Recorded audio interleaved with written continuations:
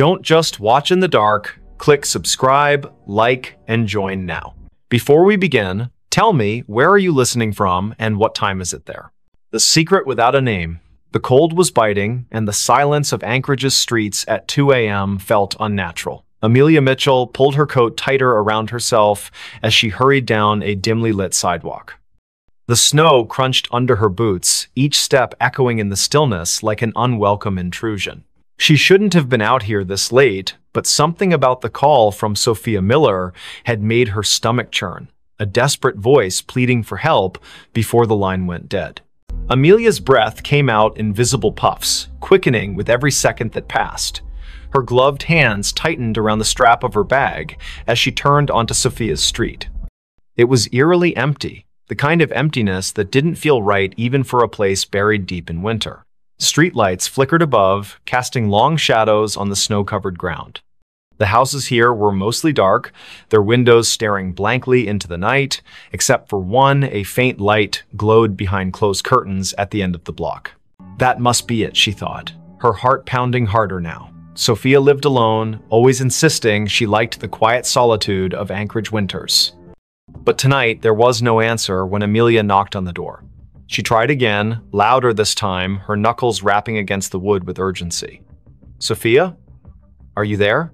Only silence greeted her, broken only by the distant hum of power lines swaying in the wind. She reached for her phone to call again, but just as her thumb hovered over the screen, she heard it a faint creak from inside the house. It wasn't enough to dismiss as settling wood, it carried weight, purpose. Amelia hesitated, then pressed her ear closer to the door. Another sound followed, softer but unmistakable, shuffling footsteps, moving away from where she stood. "Sophia?" she called again, her voice trembling. No response. Just the oppressive silence pressing back against her words. Then, without warning, the doorknob began to turn slowly. So slowly, it seemed deliberate. Amelia stumbled backward, nearly slipping on the icy steps leading up to the porch. Her pulse roared in her ears as the door swung open wide, revealing nothing but darkness beyond. There was no one there, not immediately anyway. But as Amelia forced herself to peer inside, she noticed something odd, a trail of wet footprints leading further into the house.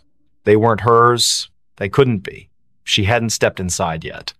And they weren't fresh either, not entirely. Some parts of the prints gleamed with melted snow, while others looked older, partially dried and smeared as if someone or something had walked through days ago but left traces that refused to fade. Against her better judgment, Amelia stepped inside. The warmth of the house hit her instantly, though it brought little comfort.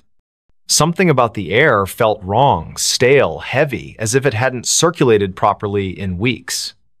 She glanced around the living room, taking in the familiar clutter of books and photographs scattered across shelves. Everything seemed normal, until she saw the photo frame lying face down on the coffee table. She picked it up cautiously, turning it over. It was a picture of Sophia smiling brightly next to Jackson Cole, her boyfriend or ex-boyfriend, depending on who you asked. Their faces were scratched out violently, gouges cutting through the glass like angry scars. A chill ran down Amelia's spine. This wasn't random vandalism. Someone had done this deliberately, methodically. Before she could process what it meant, another noise caught her attention, a low scraping coming from somewhere deeper in the house. It sounded like nails being dragged along a hard surface, slow and rhythmic, punctuated by pauses that somehow felt more menacing than the sound itself. Amelia swallowed hard, clutching her phone tightly in her hand. She considered calling the police, but what would she say? That she broke into her friend's house because of some creepy noises? They'd think she was crazy. Instead, she moved cautiously toward the hallway, following the sound despite every instinct screaming at her to leave.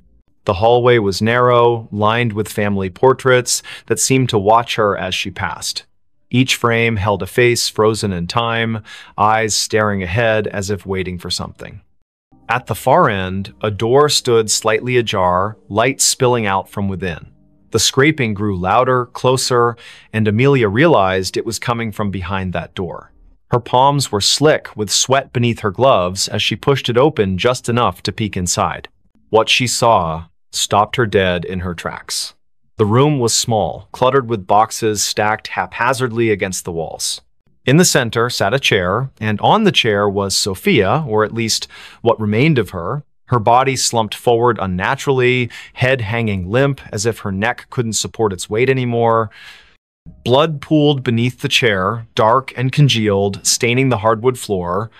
But the worst part was her face, or rather, the absence of it. Where Sophia's features should have been, there was only smooth, featureless skin stretched, taut over bone. Amelia gagged, stumbling backward as bile rose in her throat. She wanted to scream, to run, but her legs wouldn't obey. Instead, she froze, transfixed by the sight before her. And then, from somewhere behind her, a voice spoke softly, almost kindly. "You shouldn't have come." She spun around, heart hammering wildly, but there was no one there. The hallway was empty, the portraits still staring silently ahead. Yet the voice lingered in her mind, repeating the same phrase over and over. "You shouldn't have come. You shouldn't have come." Amelia backed away, tripping over her own feet as she tried to retrace her steps toward the front door. But the layout of the house seemed different now, distorted somehow. Doors that hadn't been there before appeared in the walls, leading to rooms she didn't recognize. Shadows shifted unnaturally, twisting into shapes that defied logic. She could hear whispers now too, overlapping voices murmuring in tones too low to understand. Panic set in fully as she realized she was trapped.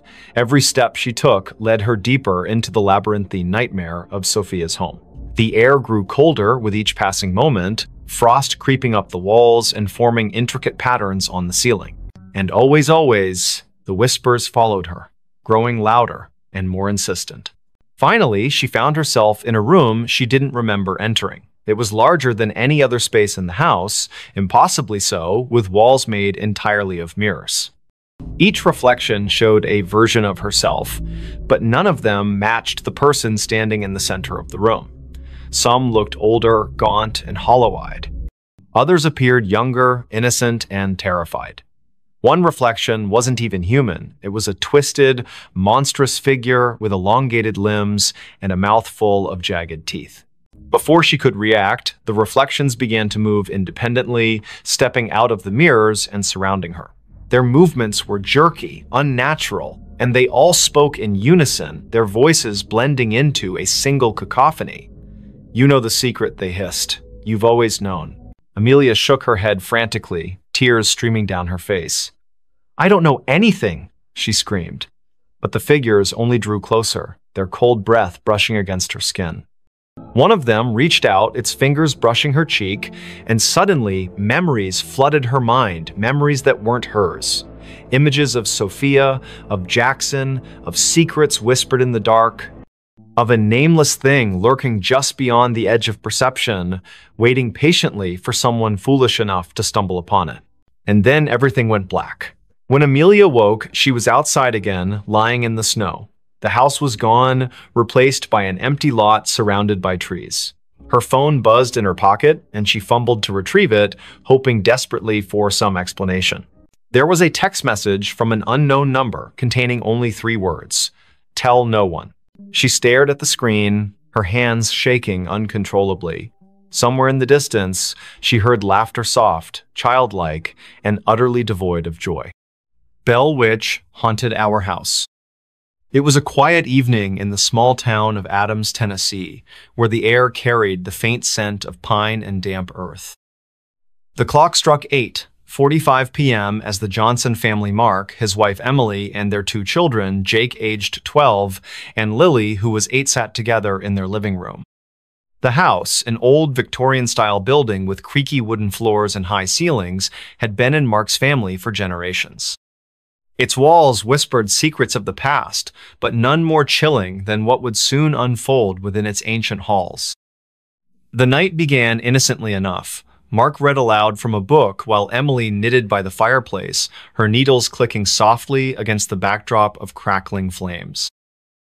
Jake tinkered with his toy train set on the floor, and Lily colored intently in her sketchbook. Outside, the wind rustled through the trees, casting shifting shadows across the windows. It wasn't until the first strange noise occurred, a faint jingling sound, like that of a bell, that the atmosphere shifted dramatically. "What was that?" Lily asked, looking up sharply from her coloring.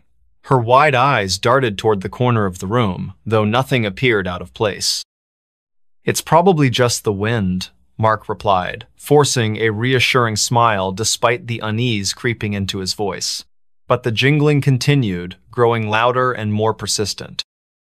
There were no bells in the house, nor any source that could explain the eerie sound. As it echoed through the room, each chime seemed to resonate deep within their bones, sending shivers down their spines.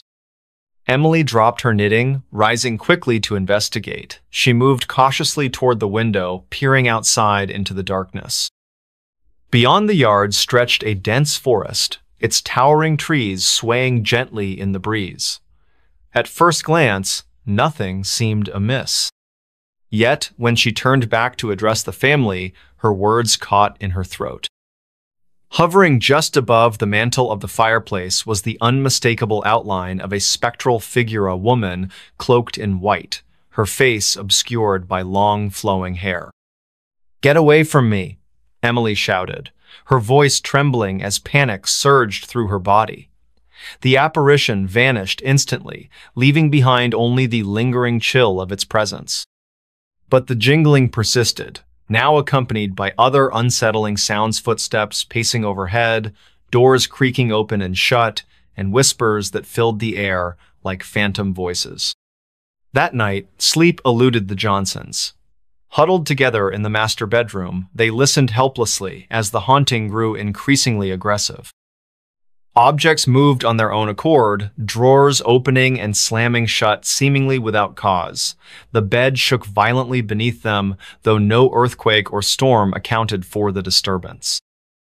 And then came the most terrifying sound of a low, guttural growl emanating from the shadows, followed by laughter that sounded both childlike and menacing at the same time. Days passed, each one bringing new horrors. The family documented every incident, hoping to find some rational explanation for what plagued them.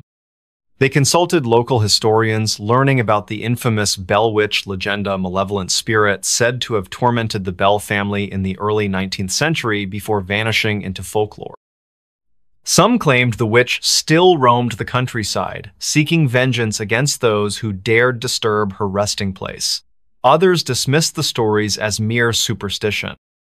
Regardless, the parallels between the Bell Witch case and their own experiences were undeniable.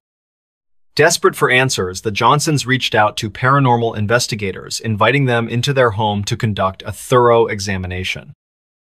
Cameras and recording equipment captured phenomena beyond human comprehension: cold spots forming inexplicably, voices speaking in languages neither the family nor the investigators understood, and even physical manifestations of the entity itself.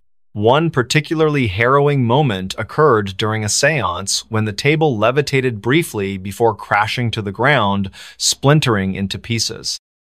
Through it all, the Bell Witcher, whatever force masqueraded as her, seemed fixated on Lily.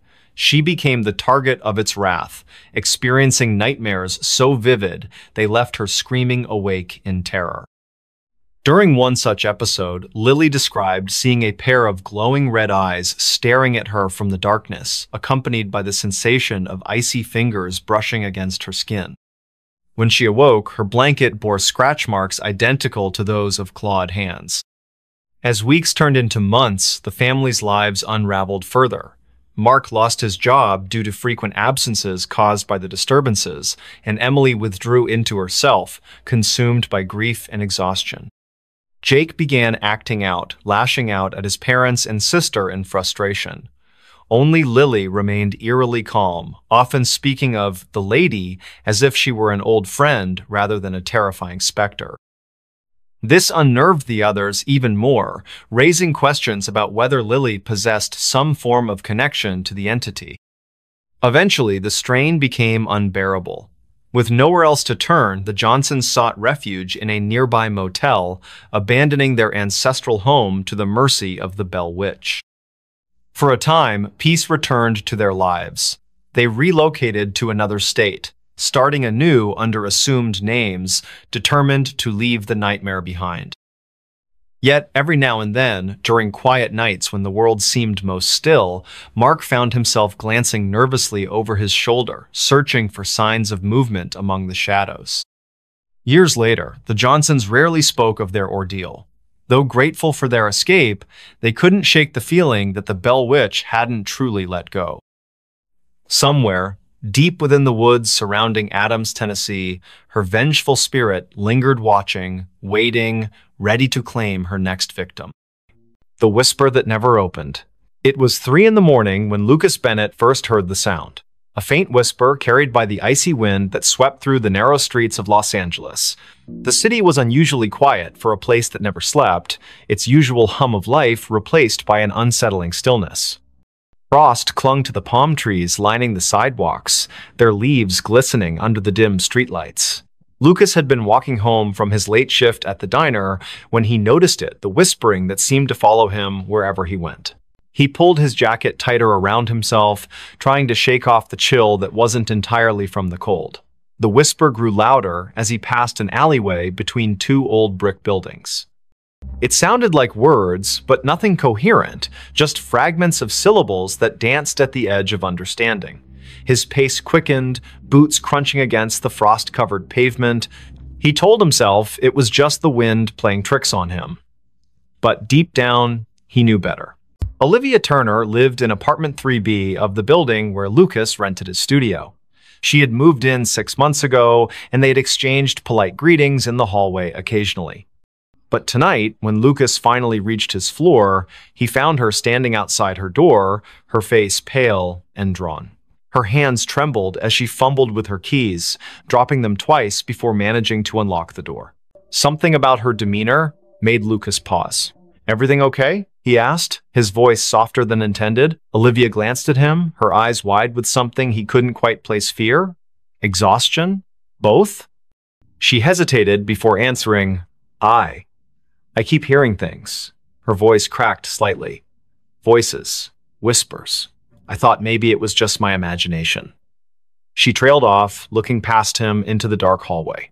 Lucas felt a chill run down his spine. He had heard those whispers too. Without thinking, he said, "Me too. Tonight. Outside."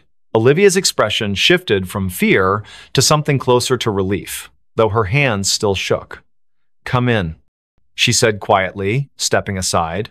The warmth of her apartment enveloped him immediately, but it did little to ease the tension coiling in his chest. Inside, the room was small but cozy, decorated with mismatched furniture and soft lighting. A half-empty mug of tea sat cooling on the coffee table beside an open book. Olivia gestured for him to sit while she poured herself another cup. "Do you want some?" she asked, holding up the teapot. Lucas nodded, though he doubted anything could settle the unease growing inside him. As she busied herself in the kitchenette, he noticed the curtains were drawn tightly shut, despite the fact that no one would be able to see inside at this hour. The windows themselves seemed almost deliberately avoided. So Olivia began after handing him a steaming mug. "You heard them too, the whispers." It wasn't a question. Lucas took a sip of the tea. It tasted bitter, but he didn't complain. "Yeah, out there. They followed me all the way back here." He set the mug down carefully. "What about you? When did you start hearing them?" Olivia wrapped her fingers around her own mug, staring into its depths as if searching for answers.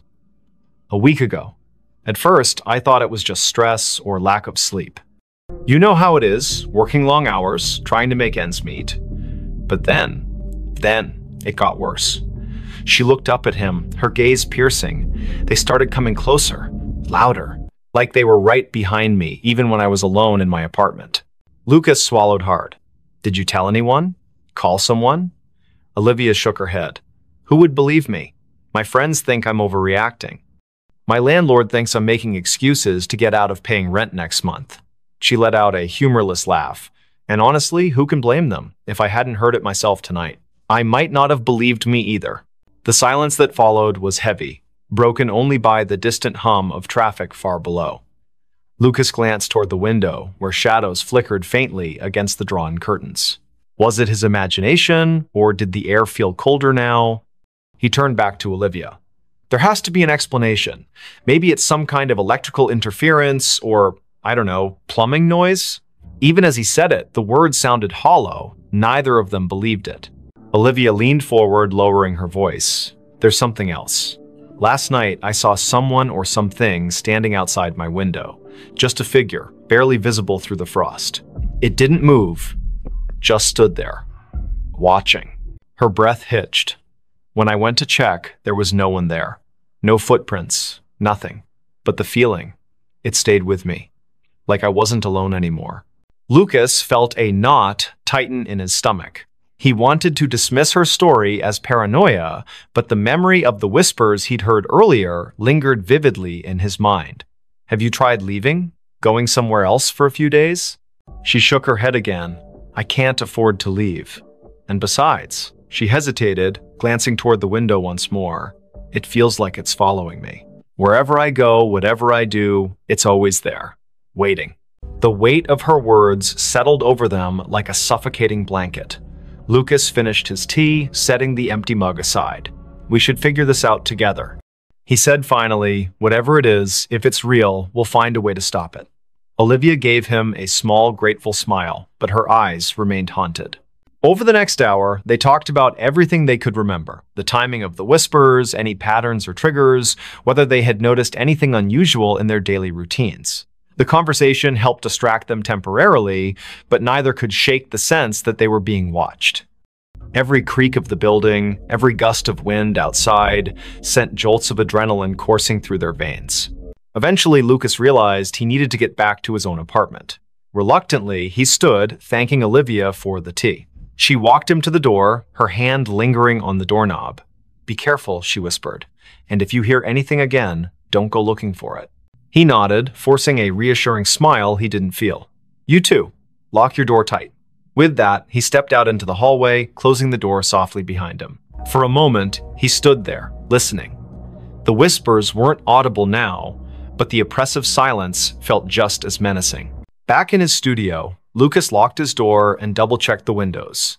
He debated calling someone, anyone, but who would he call? Who would understand, without dismissing him outright? Instead, he lay down on his bed, staring at the ceiling as exhaustion slowly crept over him. Sleep came fitfully, plagued by dreams of shadowy figures and unintelligible voices echoing endlessly in his ears. The next morning brought little relief. Though the sun eventually rose, casting weak light over the frost-laden city, the oppressive atmosphere remained. Lucas called in sick to work, unable to face the idea of leaving his apartment. Around noon, there was a knock at his door. It was Olivia, carrying a bag of groceries and wearing a nervous smile. I figured we could use some supplies, she said, stepping inside, and maybe staying together will help. Lucas didn't argue. Together, they spent the day researching local legends, urban myths, anything that might explain what was happening. They scoured forums, read articles, even dug into old newspaper archives online. Most of it was nonsense ghost stories and conspiracy theories, but one thread caught their attention. A user named Silent Watcher had posted about a series of disappearances in Los Angeles during the winter months over the past decade. The cases were unsolved, dismissed as runaways or accidents, but certain details stood out. Witnesses reported hearing strange noises before the victims vanished. Some claimed to have seen shadowy figures lurking near windows or alleys. The posts were vague, but the similarities were impossible to ignore. As evening fell, the temperature dropped sharply. The heater struggled to keep up, and both Lucas and Olivia found themselves bundled in blankets, huddled together on the couch. The whispers returned, louder this time, seeping through the walls like water. They exchanged panicked looks, hearts pounding in unison. Whatever it was getting closer. Desperation drove them to action. Armed with flashlights and makeshift weapons, a baseball bat for Lucas, a kitchen knife for Olivia, they ventured into the hallway. The whispers surrounded them now, forming a cacophony of disjointed sounds that clawed at their sanity. Each step felt heavier than the last, as if the air itself resisted their movement. At the end of the hallway, the emergency exit stood ajar, frost creeping inward. Beyond it lay the fire escape, descending into darkness. Lucas hesitated, gripping the bat tightly. "Do we really want to know what's out there?" he whispered. Olivia didn't answer, her eyes fixed on the gap. Slowly, they stepped through, bracing themselves for whatever awaited them. The metal stairs groaned under their weight, each step echoing ominously in the frigid night. Below, the alley was shrouded in shadow, the streetlights casting long, distorted reflections on the icy ground. Movement caught the corner of Lucas's eye, a flicker, gone before he could focus. Then another, and another. Shapes darted between the buildings, fleeting glimpses of something humanoid, yet wrong. "Run," Olivia hissed, clutching his arm. They bolted down the remaining steps, slipping on patches of ice as they fled. Behind them, the whispers erupted into a deafening roar, filling the air with chaotic sound. Shadows converged, twisting and writhing like living smoke. Panic surged through Lucas's veins as he realized they were being hunted. They rounded a corner, breaths ragged, legs burning. Ahead, a familiar figure emerged from the darkness. It was Benjamin Hayes, a neighbor whose face they recognized, but whose name they rarely spoke. His expression was blank, his movements mechanical. He raised a hand, pointing toward an abandoned warehouse across the street. "In there," he said, his voice devoid of emotion. "You'll find answers." Without hesitation, they obeyed, bursting through the rusted doors of the warehouse. Inside, the air was thick with decay and dampness. Faint traces of graffiti adorned the crumbling walls, remnants of a forgotten era. In the center of the vast space stood a wooden crate, its surface etched with symbols neither of them recognized. Above it hovered a swirling mass of darkness, pulsating rhythmically like a heartbeat. Olivia approached cautiously, her knife trembling in her grip. "What is this?" she murmured, reaching out. Lucas grabbed her wrist, pulling her back. "Don't touch it," he snapped. But it was too late. The moment her fingers brushed the crate, the world around them dissolved into chaos. Images flooded their minds, faces screaming silently, hands clawing at unseen barriers, voices pleading for release. The whispers coalesced into a single, thunderous command. Open me now." Lucas staggered backward, clutching his head as the vision overwhelmed him. Olivia collapsed to her knees, tears streaming down her face. "I can't," she choked out. "I can't stop it." The darkness expanded, consuming the warehouse, swallowing everything in its path. Somewhere in the distance, Benjamin's voice echoed faintly. "You shouldn't have come here." And then, silence. When Lucas opened his eyes, he was alone.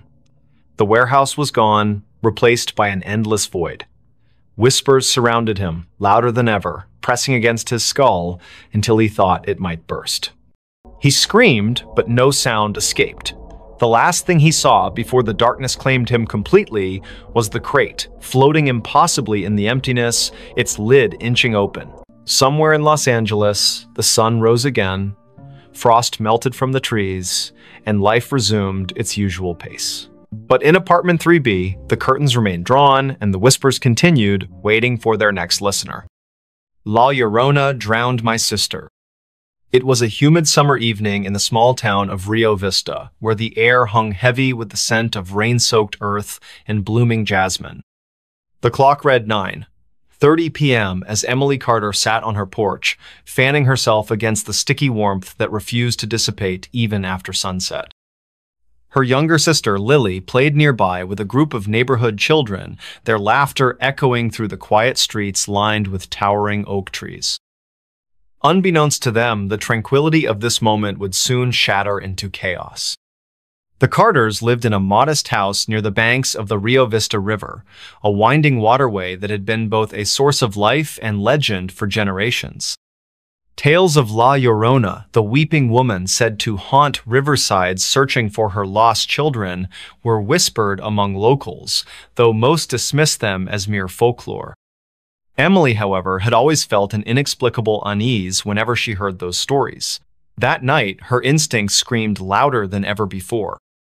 As the sun dipped below the horizon, casting long shadows across the yard, Emily noticed something odd about the river. Its usually calm surface rippled unnaturally, as if stirred by an invisible hand. A faint mist began to rise, curling lazily toward the shore like tendrils of smoke. She dismissed it at first, chalking it up to the humidity, but then came the sound a low, mournful wail carried on the breeze, haunting and otherworldly. It sent shivers down her spine, and she instinctively called out to Lily, urging her to come inside. "Lily, time to head home," Emily shouted, her voice cutting through the twilight. The children paused their game momentarily, glancing toward the house. But instead of obeying, Lily hesitated, drawn to the edge of the riverbank by some unseen force. "Just one more minute," she pleaded, her eyes wide with curiosity. Emily frowned, sensing the growing tension in the air, but reluctantly agreed, promising to keep a close eye on her. Minutes later, the atmosphere shifted dramatically. The sky darkened prematurely, clouds rolling in with unnatural speed, blotting out the stars and moon. A cold wind swept through the area, carrying with it the scent of salt and decay, unlike anything Emily had ever smelled before. The laughter of the children faded into silence, replaced by an oppressive stillness that pressed down on everything around them. And then, from somewhere beyond the tree line, came the sound again, this time clearer, closer, and unmistakably human. "Miss Hijos! Miss Hijos!" cried a voice, high-pitched and filled with anguish, reverberating through the night. The words echoed in Spanish, translating to my children, my children." Each syllable dripped with sorrow, yet beneath it lay a menace that made Emily's blood run cold. She turned sharply toward the river, her heart pounding wildly in her chest. There, standing knee-deep in the water, was a figure cloaked in white, a woman with long, tangled hair that obscured her face, her arms outstretched as if beckoning someone forward. "Lily!" Emily screamed, lunging toward her sister just as the child took another step closer to the edge. But it was too late. Before anyone could react, Lily slipped into the murky depths of the river, vanishing beneath the surface without so much as a splash. Panic surged through Emily as she dove in after her, fighting against the current that seemed stronger than any natural force. Beneath the water, she saw shapes moving, sinister figures with hollow eyes and skeletal hands reaching out to drag her deeper. Somehow, Emily managed to claw her way back to the surface, gasping for air as tears streamed down her face. She searched frantically for any sign of Lily, calling her name over and over until her voice cracked from exhaustion. But there was nothing, no movement. No response, only the eerie silence broken occasionally by the distant echo of La Llorona's cries. Hours passed as searchlights scanned the riverbanks and divers combed the waters, hoping against hope to find Lily alive. Days turned into weeks, and still, no trace of the little girl emerged. The community mourned alongside the Carter family, offering condolences and sharing their own tales of encounters with La Llorona. Some claimed to have seen her wandering the riverbanks at night, her ghostly form illuminated by the pale light of the moon. Others spoke of hearing her cries during storms, warning people to stay away from the water. For Emily, the guilt became unbearable. Every night, she dreamed of that moment, the icy grip of the river pulling her under, the skeletal hands grabbing at her ankles, and the hollow eyes staring back at her from the darkness. She began hearing things, too soft whispers in the dead of night, footsteps outside her bedroom window, and sometimes faint giggles coming from the direction of the river. Each sound drove her further into despair, convincing her that La Llorona wasn't done tormenting her family. Months later, when winter settled over Rio Vista, bringing with it biting winds and frost-covered branches, Emily decided she couldn't live with the uncertainty anymore. Armed with a flashlight and a determination born of desperation, she ventured to the riverbank late one night, determined to confront whatever entity had taken her sister. As she stood there, trembling in the cold, she finally saw her clearly, the woman in white, her hair flowing like ink across her shoulders, her face twisted into a grotesque mask of grief and rage. "Why did you take her?" Emily demanded, her voice shaking but resolute. The figure tilted its head slightly, studying her with eyes that burned like embers. Then, without warning, it lunged forward, its translucent fingers brushing against Emily's cheek before retreating into the mist. In that instant, Emily understood the spirit hadn't acted out of malice. It had mistaken Lily for one of its own lost children, drawn by the innocence and vulnerability all children share. Though the revelation brought some measure of closure, it did little to ease the pain of losing her sister. Emily continued to visit the riverbank, leaving offerings of flowers and candles in hopes of appeasing the restless soul that haunted its waters.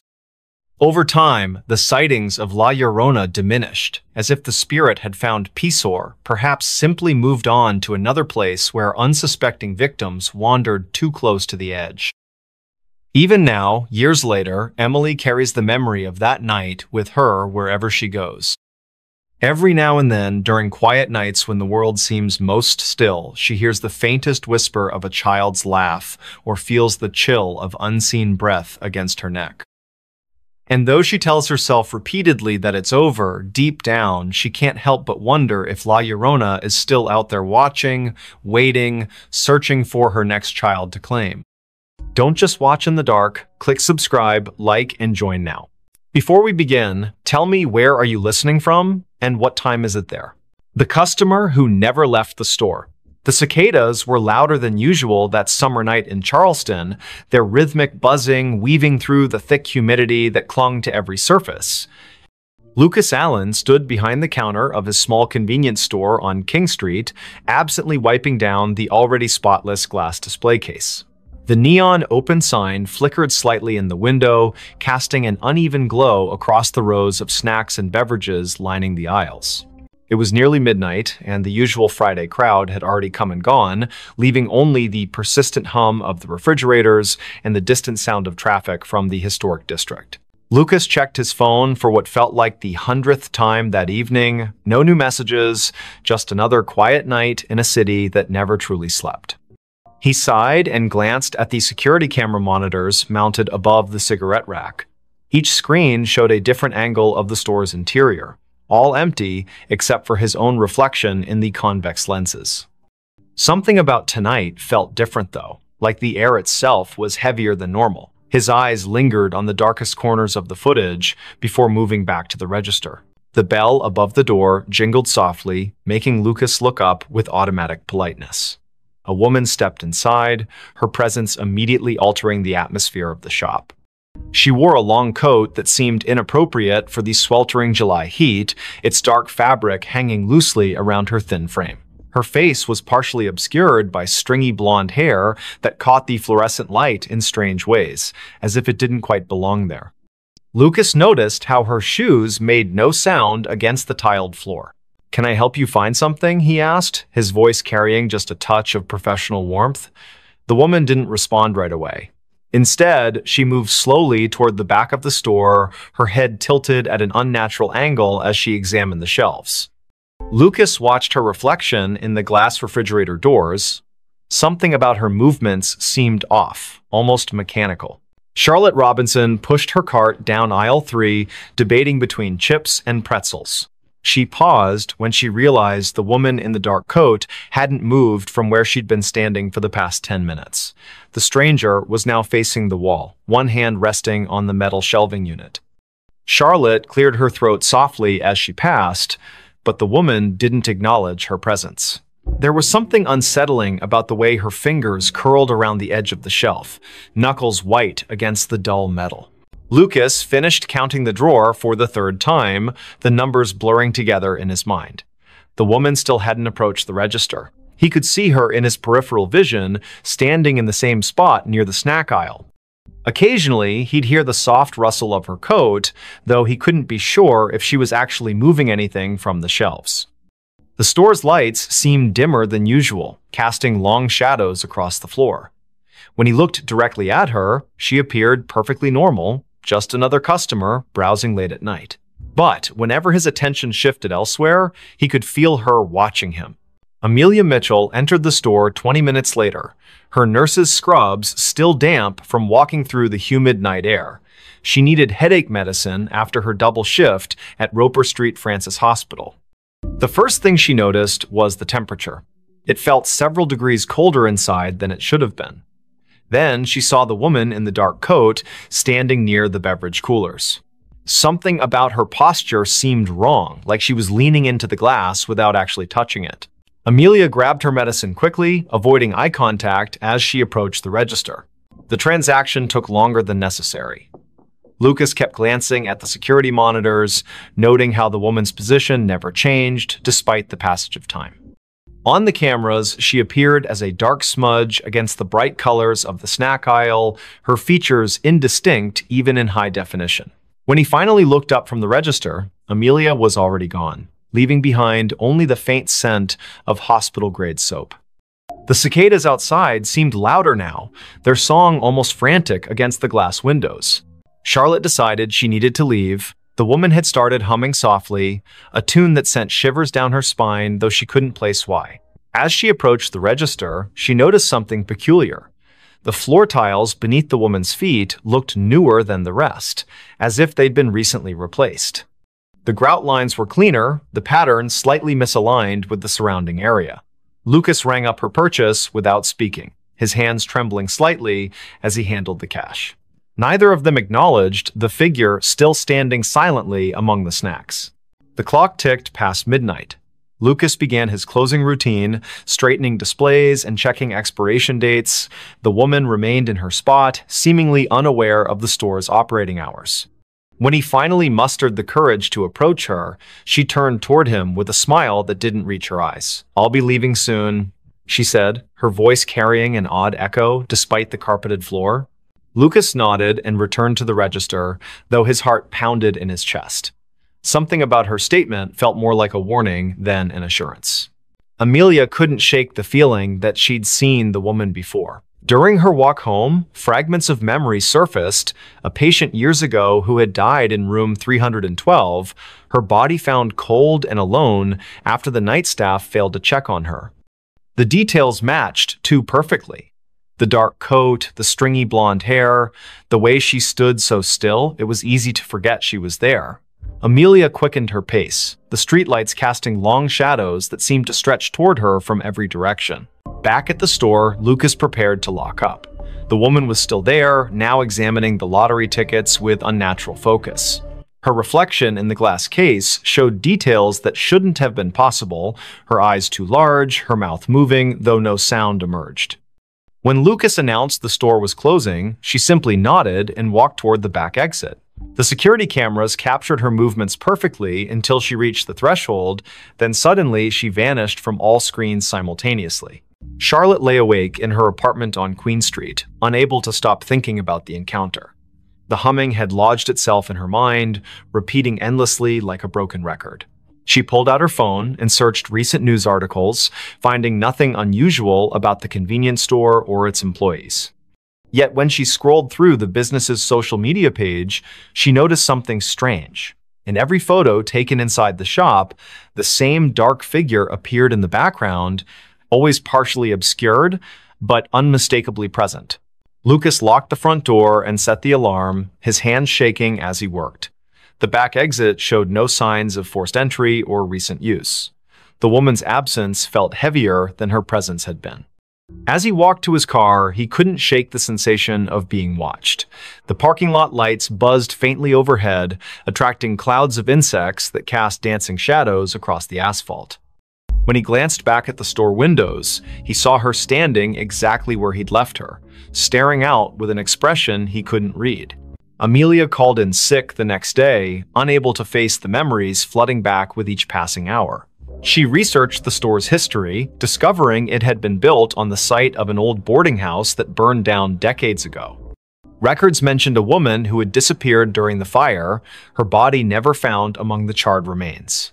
The description matched the figure from the store perfectly, right down to the humming that witnesses claimed they could still hear on quiet nights. The following evening, Lucas arrived for his shift to find everything exactly as he'd left it. The security footage showed 14 hours of empty aisles and silent registers.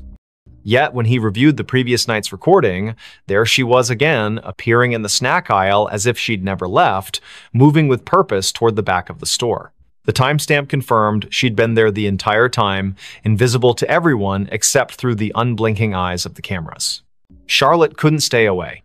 Something compelled her to return to the store to confront the mystery that had taken root in her thoughts. When she entered that night, the air felt colder than before, and the humming was louder, vibrating through her bones like a tuning fork. The woman stood in the same spot, surrounded by products that seemed to decay faster than they should. Their expiration dates read months in the future, yet their packaging was faded and brittle, as if time itself bent around her presence. Lucas began documenting everything. He kept detailed notes about each encounter, noting patterns in her behavior and appearance. The woman never spoke unless directly addressed, and even then, her responses were cryptic and often nonsensical. Yet, she seemed to know intimate details about each person who interacted with her, childhood memories Charlotte had forgotten, medical cases Amelia thought she'd kept confidential, personal struggles Lucas had never shared with anyone. The knowledge hung in the air like a threat, preventing them from seeking help.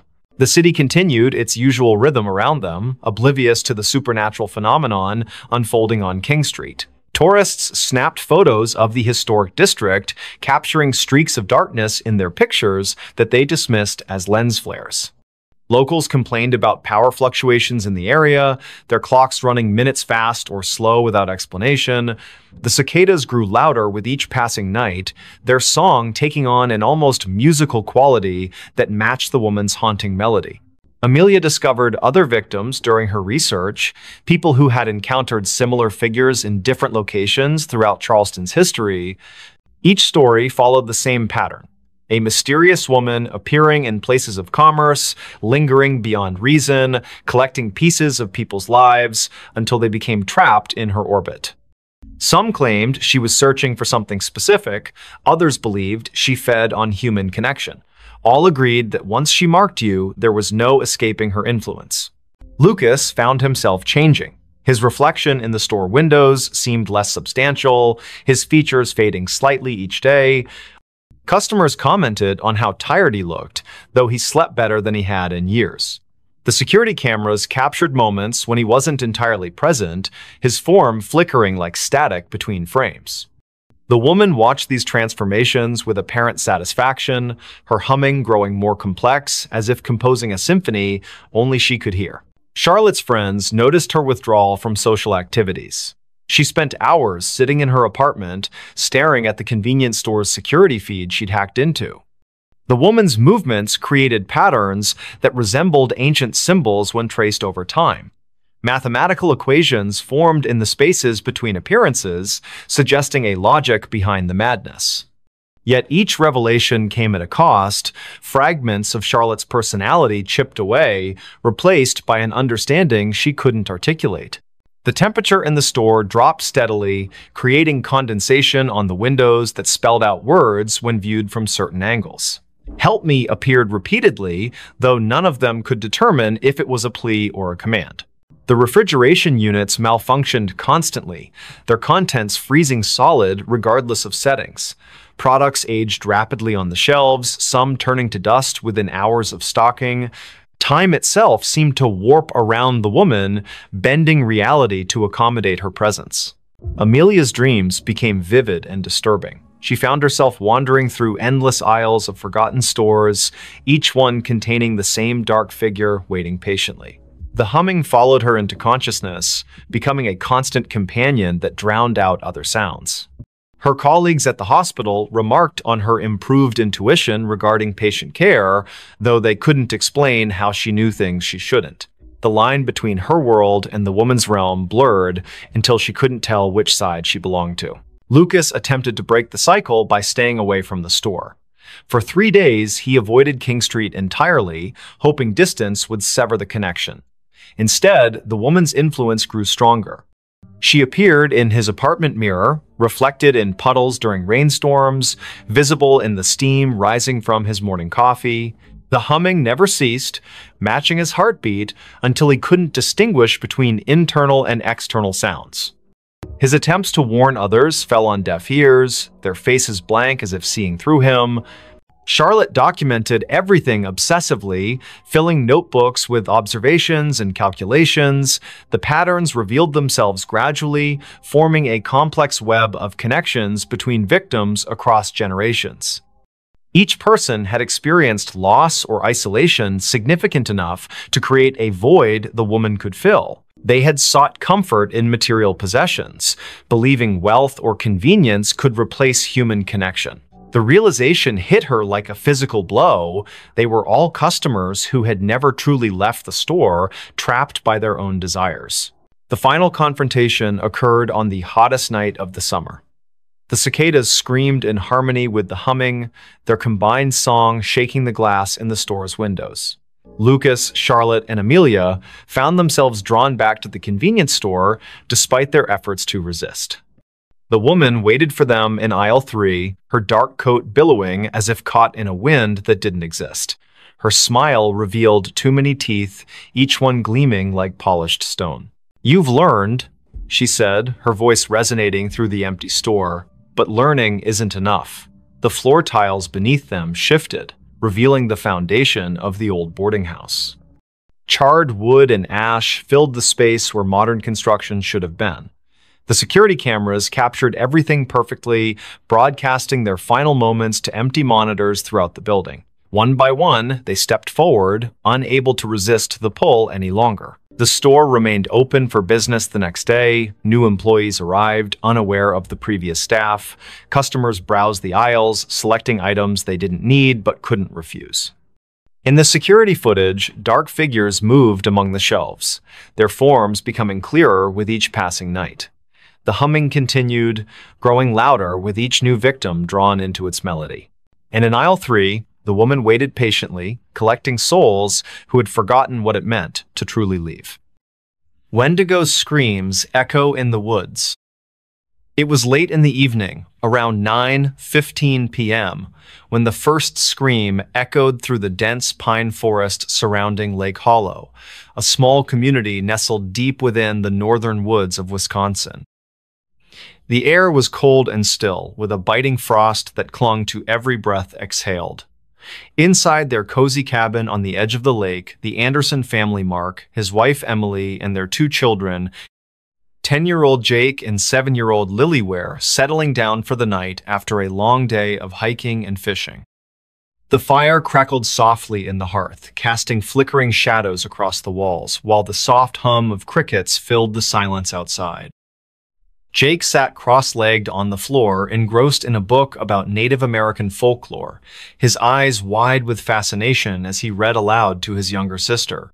"Did you know," he began, his voice tinged with excitement, "that some tribes believe in a creature called the Wendigo?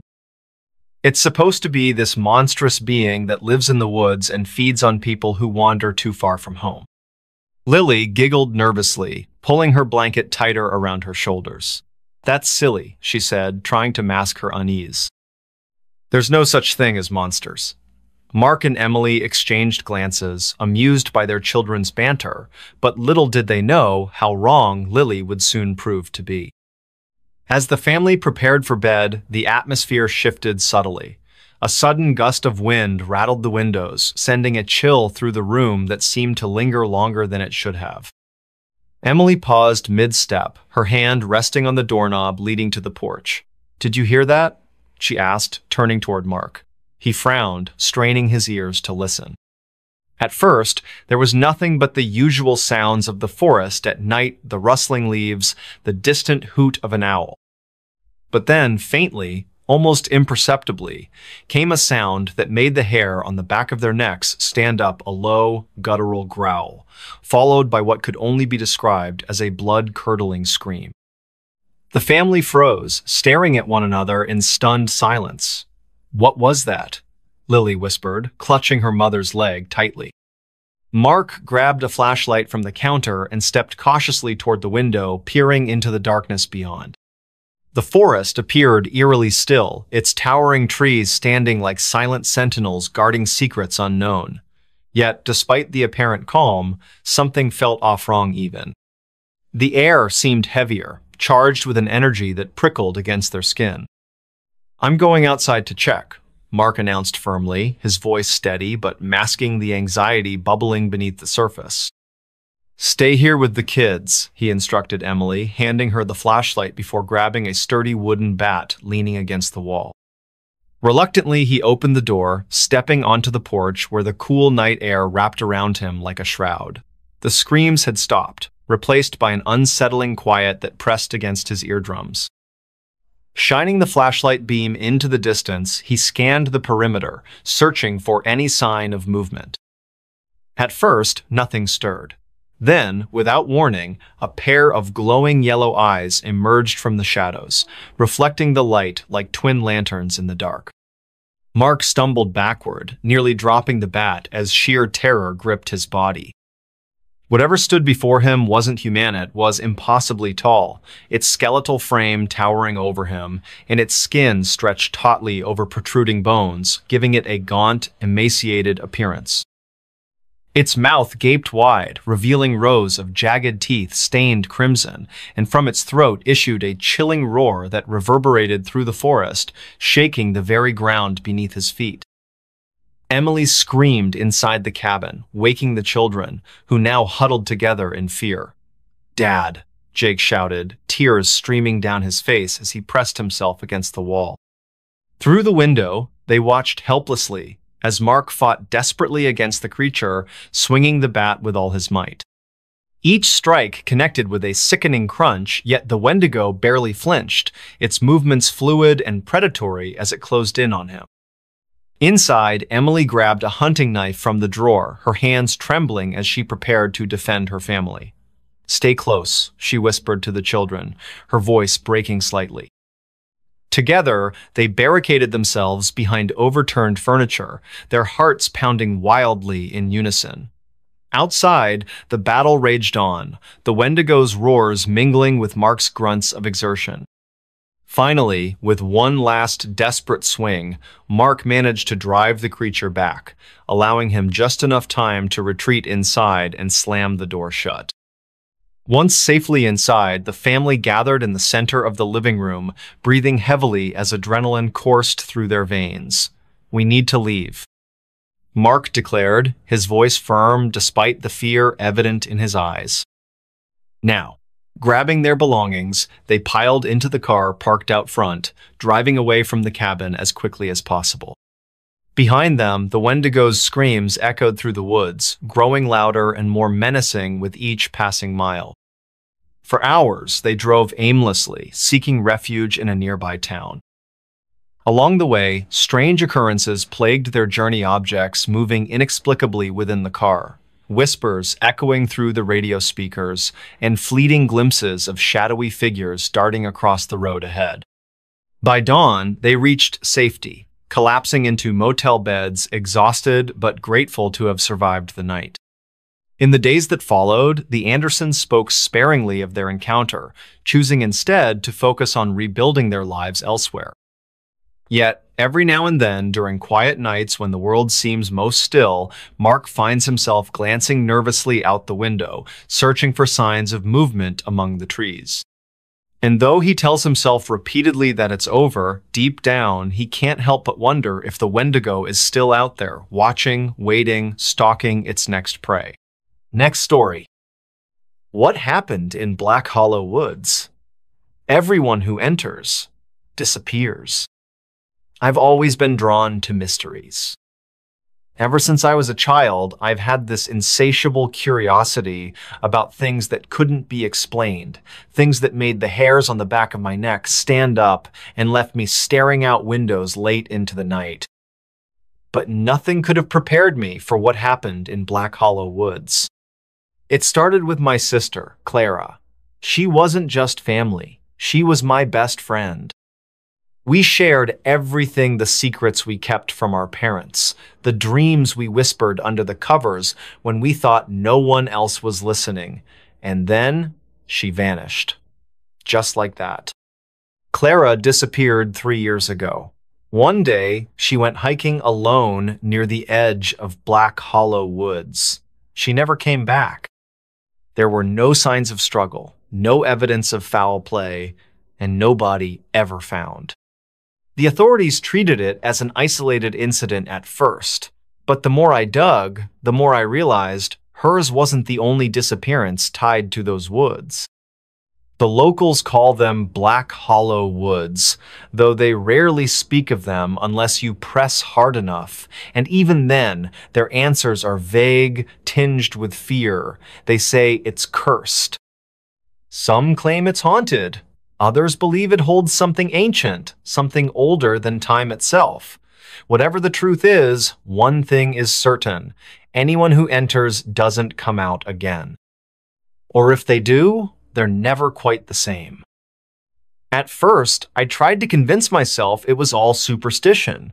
After all, how could a foresta, place filled with trees and dirt and wildlife, be responsible for so many disappearances? But the more stories I uncovered, the harder it became to dismiss them as mere coincidence.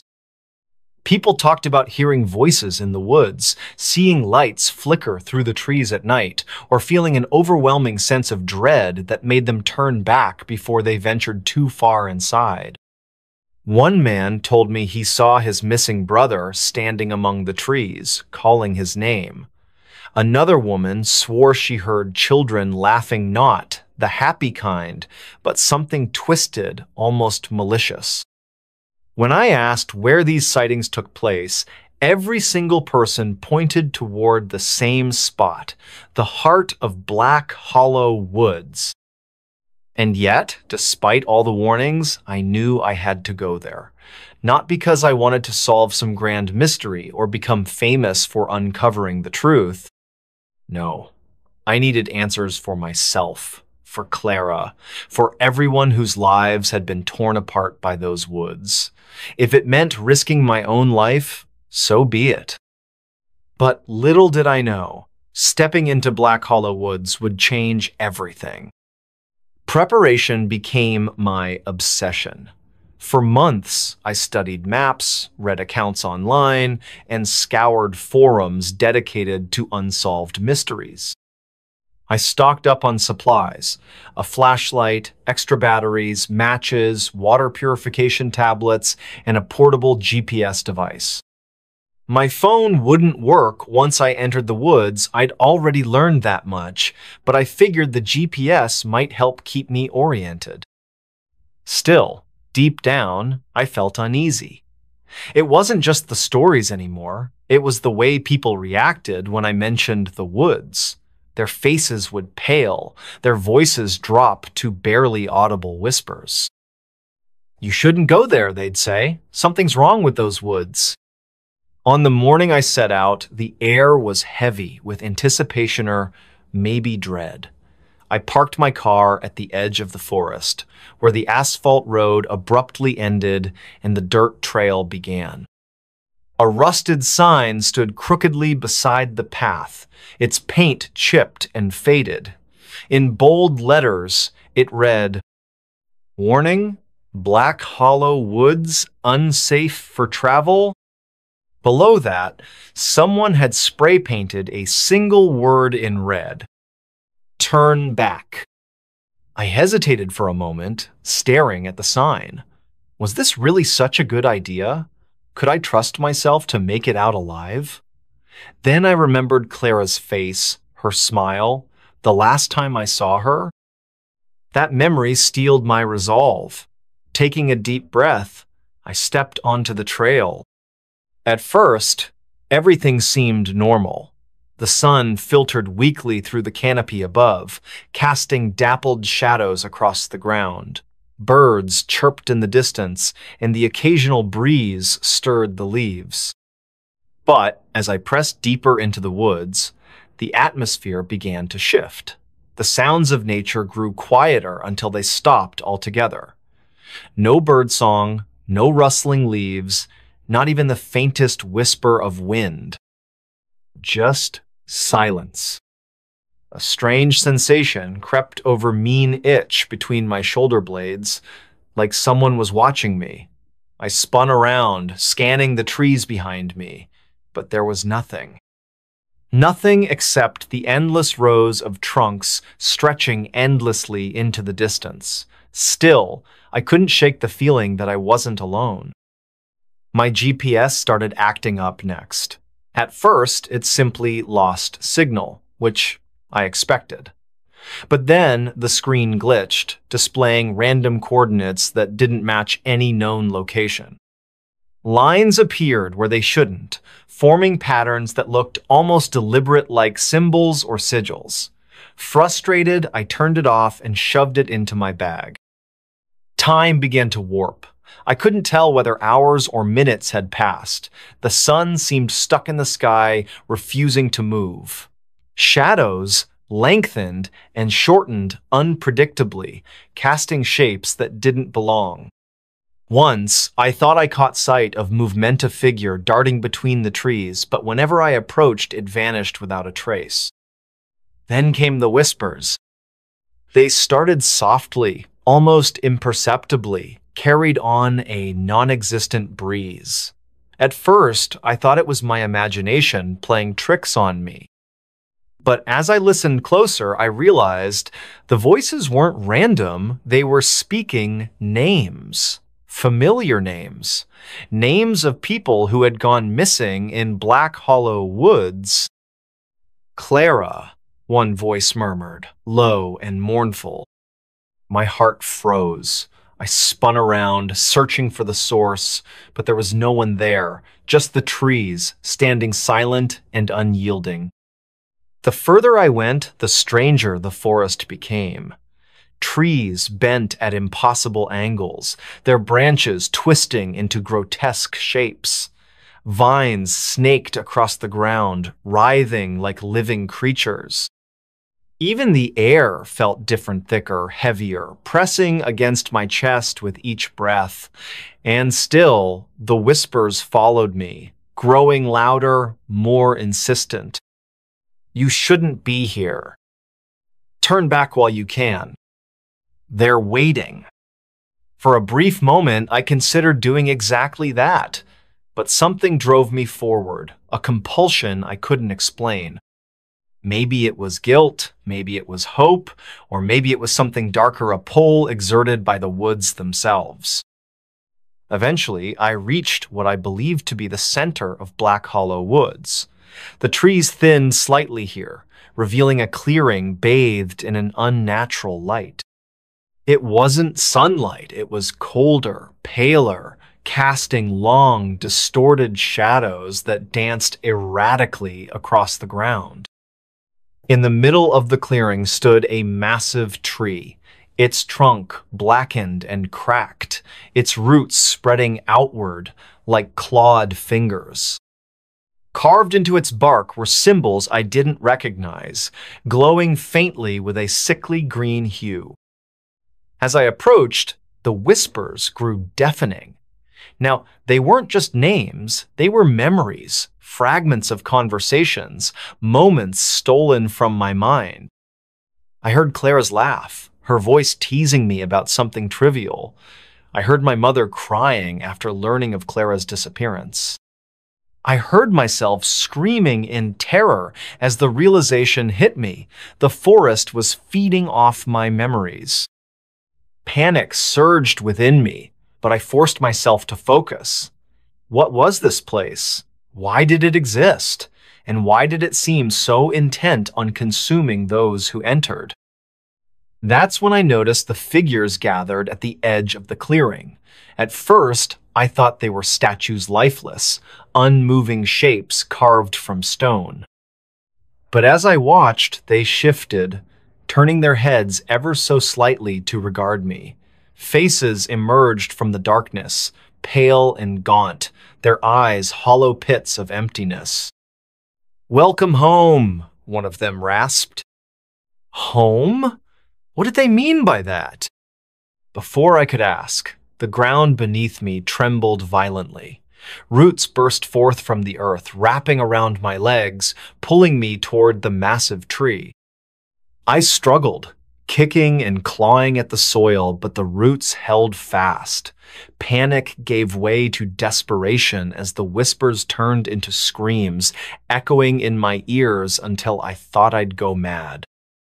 And then, just as suddenly as it began, it stopped.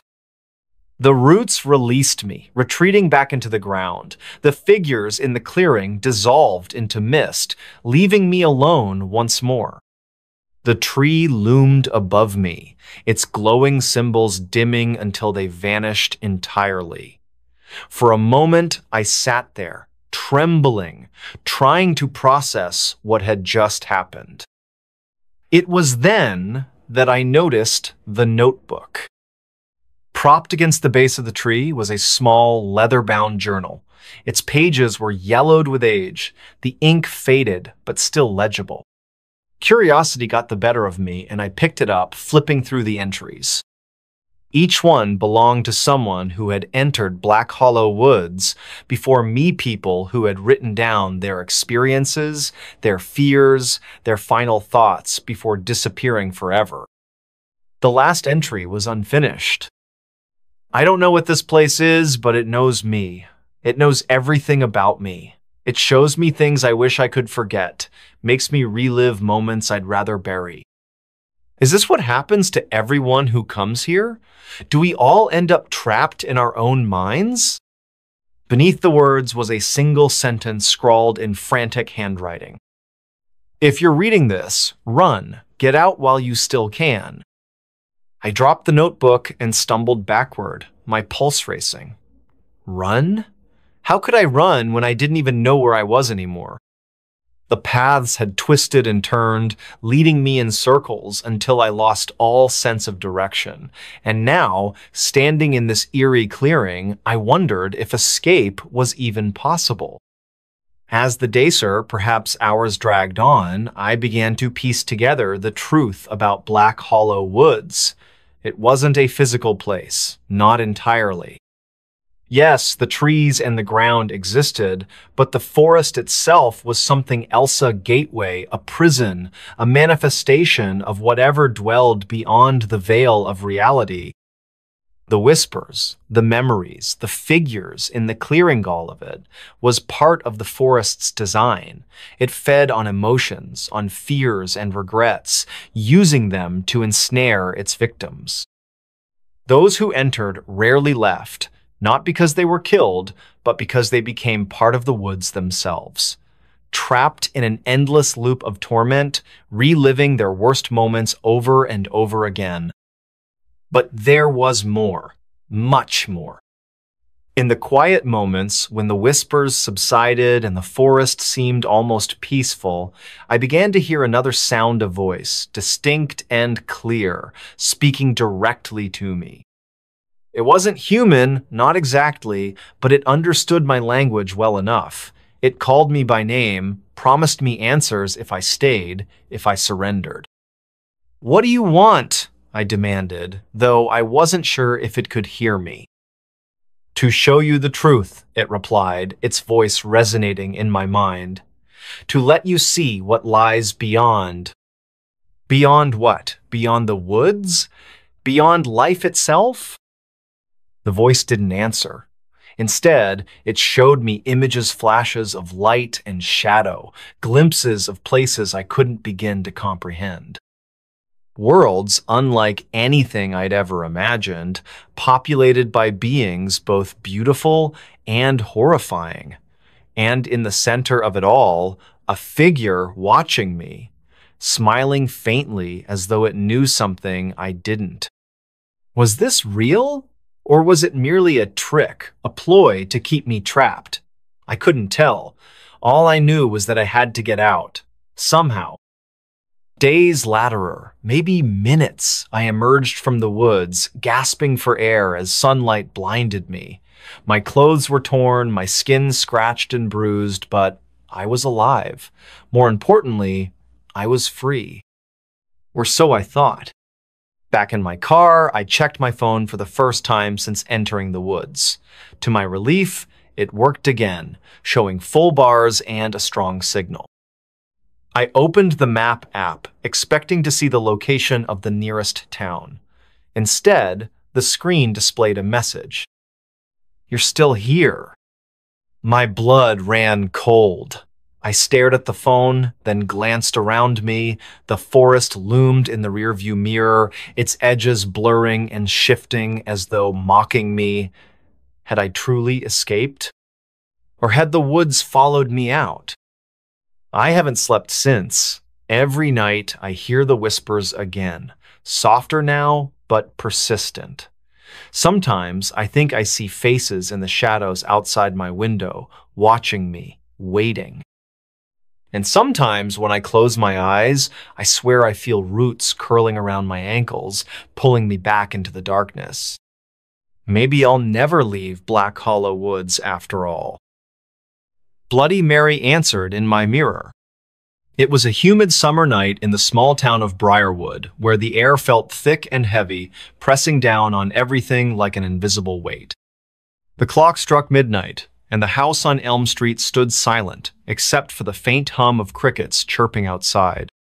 Inside, Megan Carter, a curious 17-year-old with an insatiable appetite for urban legends, sat alone in her dimly lit bathroom. Her friends had dared her earlier that evening to summon Bloody Maria, a ghostly figure said to appear in mirrors when called upon under specific conditions. Though skeptical, Megan's curiosity got the better of her, leading her to attempt the ritual herself. The bathroom was small but functional, its walls painted a pale blue that now seemed almost gray in the low light. A single bulb flickered above the sink, casting eerie shadows across the room. Megan stood before the mirror, her reflection staring back at her with wide eyes full of both excitement and apprehension. She took a deep breath, trying to calm her racing heart. "Okay," she whispered to herself, her voice barely audible over the sound of her own pulse pounding in her ears. "Here goes nothing." She closed her eyes tightly and began the chant, her voice steady at first but growing shakier with each repetition. "Bloody Mary.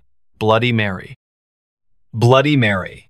With every word, the temperature in the room seemed to drop noticeably. By the time she reached the third repetition, goosebumps erupted along her arms, and the hairs on the back of her neck stood on end. Still, she pressed on, determined to see this through. "Bloody Mary. Bloody Mary. Bloody Mary." On the final repetition, Megan hesitated, her courage wavering. But then, as if responding directly to her call, something strange happened. The light above the sink flickered violently, plunging the room into near darkness before snapping back on again. Megan gasped, her eyes flying open. What she saw in the mirror made her blood run cold. Instead of her own reflection staring back at her, there was another figure, a woman with long, tangled hair that hung loosely around her face, her skin deathly pale and streaked with what looked unmistakably like blood. Her eyes burned with a malevolent intensity, boring straight into Megan's soul. Megan stumbled backward, nearly tripping over her feet as sheer terror gripped her body. Who are you?" she stammered, her voice trembling uncontrollably. The figure in the mirror didn't respond immediately. Instead, it tilted its head slightly, mimicking Megan's movements as if mocking her fear. Then, without warning, the mirror cracked a jagged line spreading outward from the center, splitting the image into fractured pieces. Megan screamed, covering her ears as a deafening screech filled the air, echoing off the walls and reverberating through her skull. Outside, the storm that had been brewing all evening finally broke loose. Thunder roared in the distance, lightning illuminating the sky with brilliant flashes of white-hot energy. Rain began pelting against the windows, adding to the cacophony of sounds that now surrounded Megan. Trapped in the bathroom, she could feel the atmosphere shifting, becoming heavier, more oppressive. It was as though the very fabric of reality was bending to accommodate some otherworldly presence. Desperate to escape, Megan turned and bolted toward the door, wrenching it open and fleeing down the hallway. Her bare feet slapped against the cool wooden floor as she ran, her breathing ragged and uneven. Behind her, she swore she heard footsteps soft but deliberate, following her every move. Each step echoed eerily through the otherwise silent house, sending chills down her spine. When she reached her bedroom, she slammed the door shut and locked it, leaning heavily against it as relief washed over her momentarily. But the reprieve was short-lived. As Megan caught her breath, she noticed something odd about her room. Shadows danced across the walls, moving independently of any light source.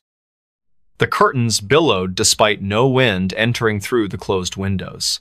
And then came the whispers, faint at first, but gradually growing louder until they filled the entire space. They were unintelligible, yet undeniably sinister, wrapping themselves around Megan's mind like tendrils of smoke. Unable to bear it any longer, Megan grabbed her phone and dialed her best friend, Clara. "Clara, you won't believe what just happened," she cried out, her voice cracking with emotion. She recounted the events in hurried bursts, pausing only to take shallow breaths between sentences. On the other end of the line, Clara listened intently, her usual skepticism replaced by genuine concern. "Megan, you need to get out of there," she urged urgently. "Go somewhere safe now." But leaving wasn't so simple. As Megan tried to compose herself enough to leave the house, strange occurrences continued to plague her. Objects moved on their own accord, drawers opening and slamming shut seemingly without cause. The lights flickered erratically, plunging parts of the house into darkness while others remained inexplicably illuminated. Most disturbing of all was the feeling of being watched not just by the entity in the mirror, but by something else entirely. Something older, darker, more primal. By dawn, Megan realized she couldn't stay in the house another minute. Summoning whatever courage she had left, she gathered her things and slipped outside, the fresh morning air providing a stark contrast to the suffocating atmosphere inside. She drove to Clara's house, where she collapsed onto the couch, sobbing uncontrollably as she recounted every detail of the horrifying ordeal.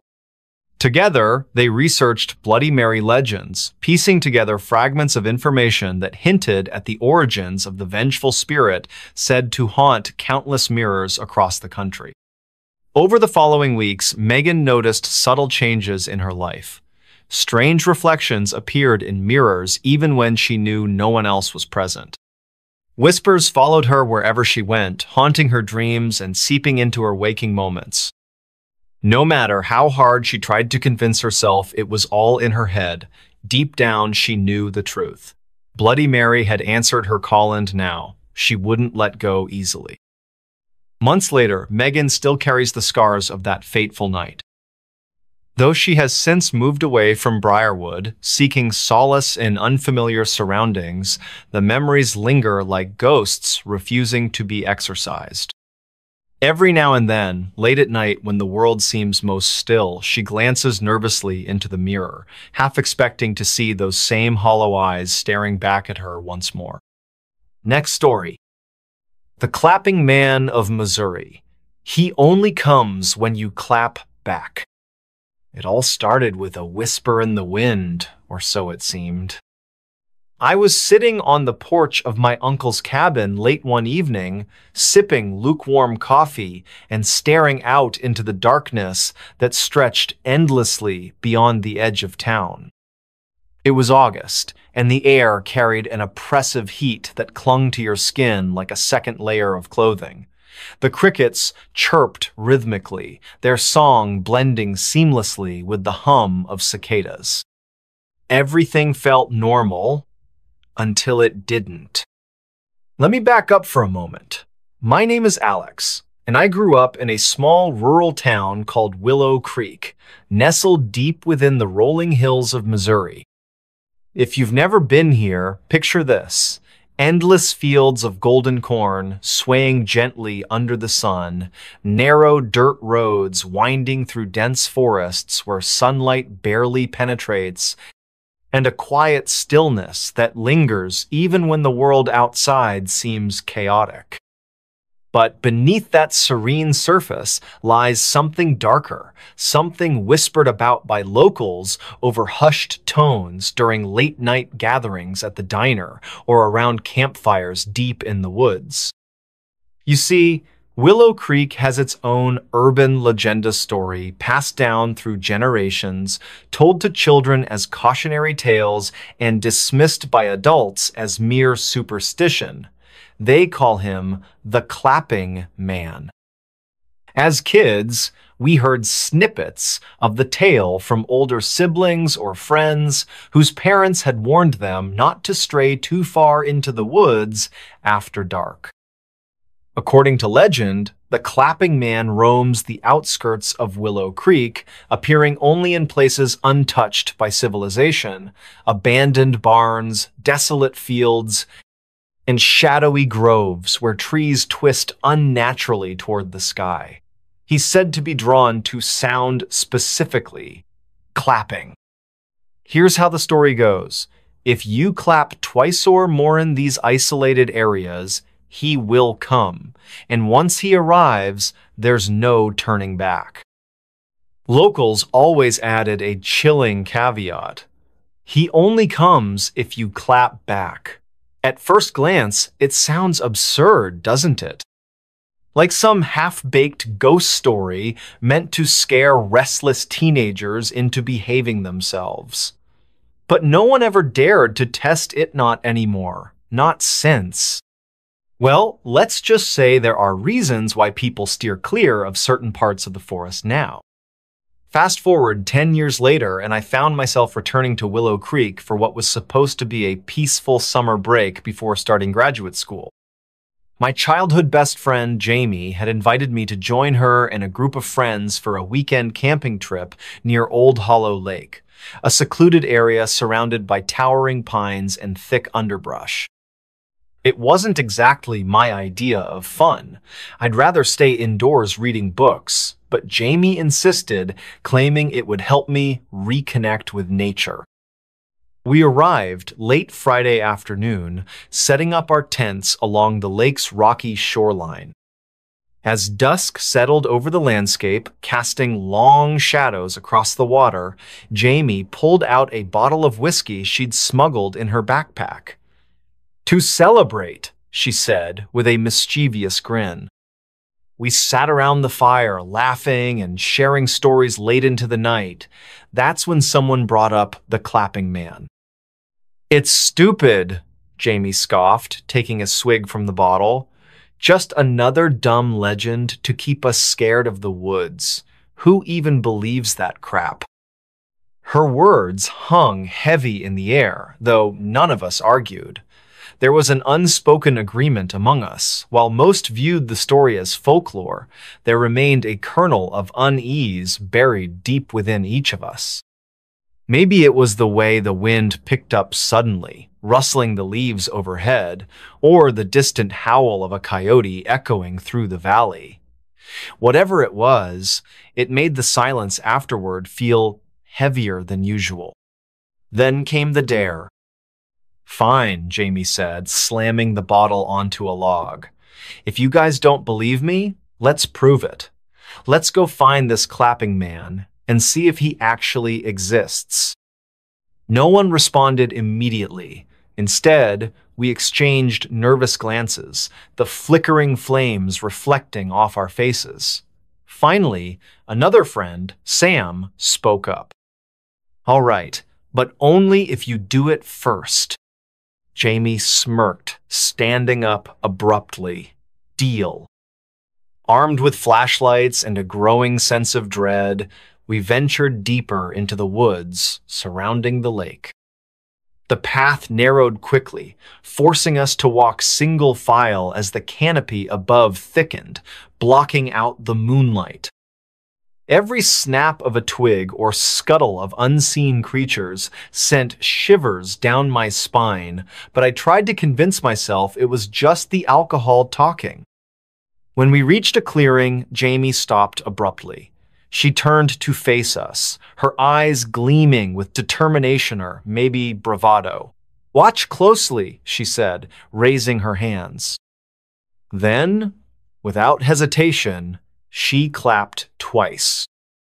The sound echoed through the clearing, reverberating off the trees before fading into silence. For a moment, nothing happened. Just the soft rustle of leaves and the occasional chirp of insects. Then, a faint clap, distant yet unmistakable, answered hers. I froze, my breath catching in my throat. Beside me, Sam muttered, "Did you hear that?" Before anyone could respond, another clap followed, closer this time, and then another, each one louder than the last, closing in like footsteps in the dark. Panic set in as Jamie stumbled backward, dropping her flashlight. The beam rolled away, illuminating the edge of the clearing and revealing a shadow moving between the trees. It wasn't human. By the time we scrambled back to camp, adrenaline coursing through our veins, the mood had shifted dramatically. No one joked anymore. Instead, we huddled together, speaking in hushed tones while keeping watch over the woods. Hours passed, and though the claps hadn't returned, none of us dared to sleep. That night, I couldn't shake the image of that shadow etched into my mind. It moved unnaturally, almost fluidly, slipping between trunks with ease. And those claps, they weren't random. They were deliberate, calculated, like someone or something was playing a game with us. Over the next few days, strange occurrences plagued our group. Faint clapping echoed in the distance whenever we ventured near the woods. Footsteps trailed behind us on empty paths. Once, I swore I saw movement out of the corner of my Aya figure crouched low among the cornfields, watching silently. When I turned to look directly, it vanished. But the worst part? None of us had initiated the ritual again. Yet the claps persisted. One evening, after everyone else had gone to bed, I decided to take a walk along the lakeshore. The air was cooler now, carrying with it the scent of pine and damp earth. I walked aimlessly, trying to process everything that had happened. Was it real? Or were we simply projecting our fears onto the wilderness? As I stood gazing out at the water, the world around me seemed to pause. The wind died down completely, leaving an eerie stillness in its wake. Even the crickets fell silent. That's when I heard the unmistakable sound of clapping. At first, it was soft, almost imperceptible. Then it grew louder, closer. Each clap resonated through the air, sending chills racing up my spine. I spun around, heart pounding, searching for the source. Nothing. Until the final clap came. It wasn't from behind me. It wasn't from the woods. It was right beside me, so close I could feel the vibrations in my chest. I screamed, bolting toward the campsite, ignoring the branches clawing at my arms and legs. By the time I reached the others, tears streamed down my face, and I couldn't form coherent sentences. Later, when I calmed enough to describe what I'd experienced, Jamie asked hesitantly, "Did you see anything?" I nodded slowly. A shape, tall and thin, too thin. And his smile, it didn't move. It stayed frozen, like he knew something we didn't. After that night, things escalated rapidly. Claps echoed throughout the campsite at random intervals, waking us from fitful dreams. Shadows loomed constantly at the edges of our vision, retreating whenever we tried to investigate. One morning, we discovered footprints leading away from the lake, impossibly large and unnatural. And then there was the mirror. On our last day in Willow Creek, I caught sight of someone clapping in the distance, standing atop a hill overlooking the lake. My breath hitched as I squinted through binoculars, hoping to identify who it was. But when I finally focused, I dropped them instantly. Because the person clapping wasn't someone else. It was me. Or at least, it looked like me. Same clothes, same posture, same terrified expression. Except this version of myself wasn't alone. Behind me, or rather, behind the doppelganger stood the clapping man. Tall, impossibly thin, with a smile that stretched wider than any human mouth should. Before I could scream, the figure raised its hand and clapped twice. This time, I didn't answer. Because I knew better. Now, months later, I still hear claps sometimes. Not every day, but often enough to remind me that whatever we unleashed that night isn't done with us yet. And each time, I wonder, did I summon it? Or was it waiting all along? Whoever, whatever it is, it knows me, and it won't stop until it gets what it wants. So please heed my warning. Don't clap back, because once you do, there's no going back. Black-eyed kids knocked on my door. Late one evening, around 10:45 p.m., in the quiet town of Eldridge, Ohio, a chilling event unfolded at the home of a woman named Emily Carter. The night was unusually still, with no wind to stir the leaves or rustle through the trees. A thick silence enveloped the area, broken only by the distant hum of an occasional car passing on the highway miles away. The moon hung low in the sky, casting an eerie silver glow over everything it touched. Inside her modest two-story house, Emily sat alone on the couch, engrossed in a book while sipping lukewarm tea. Her dog, Max, a loyal golden retriever, lay sprawled at her feet, his breathing steady and rhythmic. Emily had just turned the page when she heard Ida's soft but distinct knock at the front door. At first, she thought it might be a neighbor stopping by unannounced, though that seemed odd given the late hour. She glanced at the clock again, confirming the time. Who could possibly be visiting now? Setting her book down carefully, she rose from the couch, her heart beginning to beat faster as unease crept into her mind. Max lifted his head, ears perked, sensing something amiss. He let out a low growl, his tail twitching nervously against the carpet. As Emily approached the door, she hesitated, peering cautiously through the peephole. What she saw made her blood run cold. There stood two children, no older than 10 or 11 years old, dressed in dark clothing that seemed far too formal for their age. Their faces were pale, almost ghostly white under the dim porch light.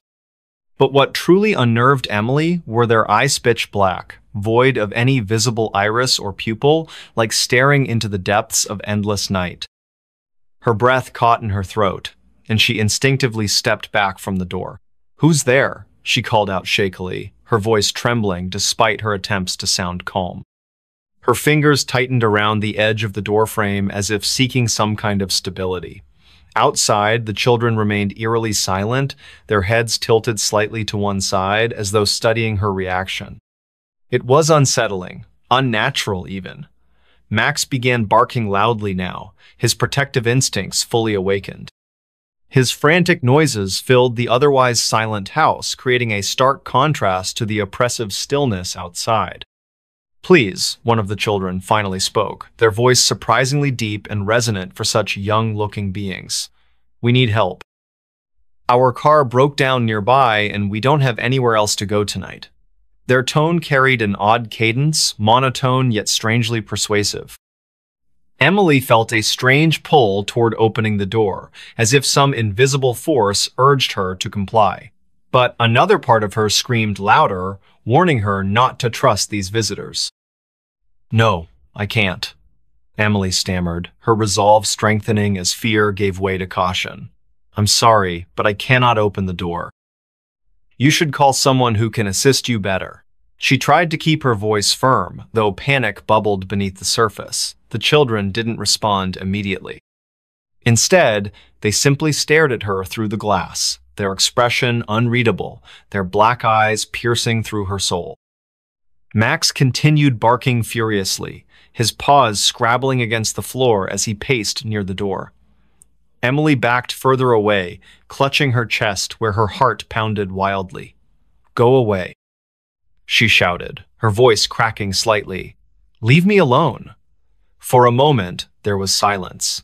Then, without warning, the knocking resumed, this time harder, more insistent. Each blow reverberated through the walls, shaking the very foundation of the house. Emily stumbled backward, nearly tripping over Max, who was now cowering behind her. Tears streamed down her face as sheer terror gripped her body. She grabbed her phone, fumbling with trembling hands to dial 911. "Hello? Yes, this is Emily Carter speaking. I live at 42 Maple Street in Eldridge. Please send someone quickly. I think something dangerous is outside my house." Her voice cracked again as she struggled to explain the situation. The dispatcher assured her help was on the way, but instructed her to stay calm and avoid opening the door under any circumstances. Minutes passed like hours as Emily waited anxiously, every nerve in her body on high alert. The knocking persisted, growing louder and more relentless with each passing second. At one point, it stopped altogether, leaving an unsettling silence that was somehow worse than the noise itself. Emily wondered if they had gone or if they were merely waiting for the perfect moment to strike. Finally, sirens wailed in the distance, growing closer until their sound echoed directly outside her house. Relief washed over Emily as she watched red and blue lights flash across her windows. Officers arrived swiftly, their boots thudding heavily on her porch. When they opened the door, Emily collapsed into their arms, sobbing uncontrollably. They promised to investigate thoroughly, but when they stepped outside, there was no sign of the mysterious children. No footprints, no evidence of a vehicle breakdown, nothing to indicate anyone had been there at all. In the days that followed, Emily couldn't shake the memory of those haunting black eyes. She read stories online about similar encounters, people claiming to have met so-called black-eyed kids who appeared during the night asking for entry into homes or vehicles. Some dismissed them as urban legends, while others swore they were supernatural entities preying on human vulnerability. Whatever they were, Emily knew one thing for certain: she would never answer the door after dark again. The experience left an indelible mark on her psyche, a constant reminder of the unseen dangers lurking beyond the safety of her own four walls. Even months later, whenever she heard a knock at the door, her pulse quickened and her mind replayed that terrifying night in vivid detail. And though she told herself repeatedly that it was over, deep down, she couldn't help but wonder if the black-eyed children were still out there, watching, waiting, searching for their next victim. Next story. The house that changes layout every night. Rooms move when you're asleep. I never thought I'd end up here, this place. It was supposed to be a fresh start, a new chapter in my life after everything fell apart. But now I'm not so sure what's real anymore. It all started when the letter arrived. A plain envelope with no return address, just my name scrawled across it in faded ink. Inside was a single sheet of paper, brittle and yellowed with age. The words were simple but strange. You've inherited a house. No explanation, no details about who sent it or why. Just an address, a small town I'd never heard of, nestled deep within the woods. At first, I didn't believe it. Inheritance? From whom? I had no family left, no one I could think of who would leave me anything. Still, something about the letter felt off. Like it wasn't meant for me to question. So, against better judgment, I packed my things and drove toward the unknown. The drive took hours longer than expected. The GPS kept glitching, rerouting me through winding back roads that seemed to twist and turn endlessly. By the time I reached the town, the sun was setting, casting long shadows over rows of dilapidated houses, And then I saw it, the house. It stood alone at the edge of the forest, towering and imposing, its walls covered in ivy that looked almost alive, swaying gently even though there was no wind. The windows were dark, their glass cracked and clouded with dust. Yet, despite its decrepit appearance, something about it called to me, pulling me closer like a magnet. As I stepped out of the car, the air grew colder, heavier. My breath fogged in front of me as I approached the front door. It creaked open as if expecting me, revealing a dimly lit hallway lined with peeling wallpaper. There was no sign of life incidino furniture, no personal belongings, just silence. And yet, I stayed. For the first few days, nothing seemed unusual. Sure, the house was old and needed repairs, but other than that, it felt normal enough. I set up camp in what appeared to be the largest room on the ground floor, using a sleeping bag and some spare blankets. During the day, I explored the rest of the house, cataloging each room in my mind. There was a kitchen with rusted appliances, a dining area with a broken table, and several bedrooms upstairs, each more bare than the last. But then, the changes began. One morning, I woke up to find a door where none had been before.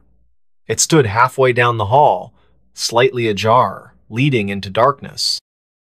I stared at it for a full minute, trying to convince myself I'd imagined it. But no matter how hard I tried, I couldn't shake the feeling that something was wrong. Reluctantly, I opened the door, only to discover another hallway behind Itone that led straight to the staircase I'd already seen earlier.